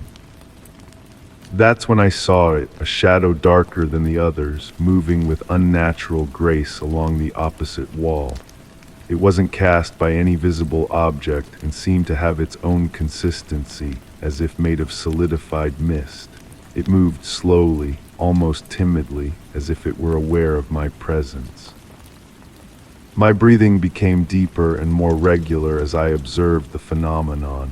I felt no fear, but rather a strange sensation of familiarity, as if that presence had always been there, waiting to be noticed. The shadow stopped at the height of the guest room door, assuming a vaguely human shape.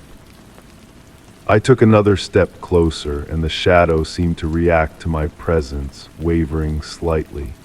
The sound of the rain had transformed into a constant whisper, as if trying to communicate something. I strained my ear, and for a moment I seemed to distinguish words in an unknown but strangely comprehensible language.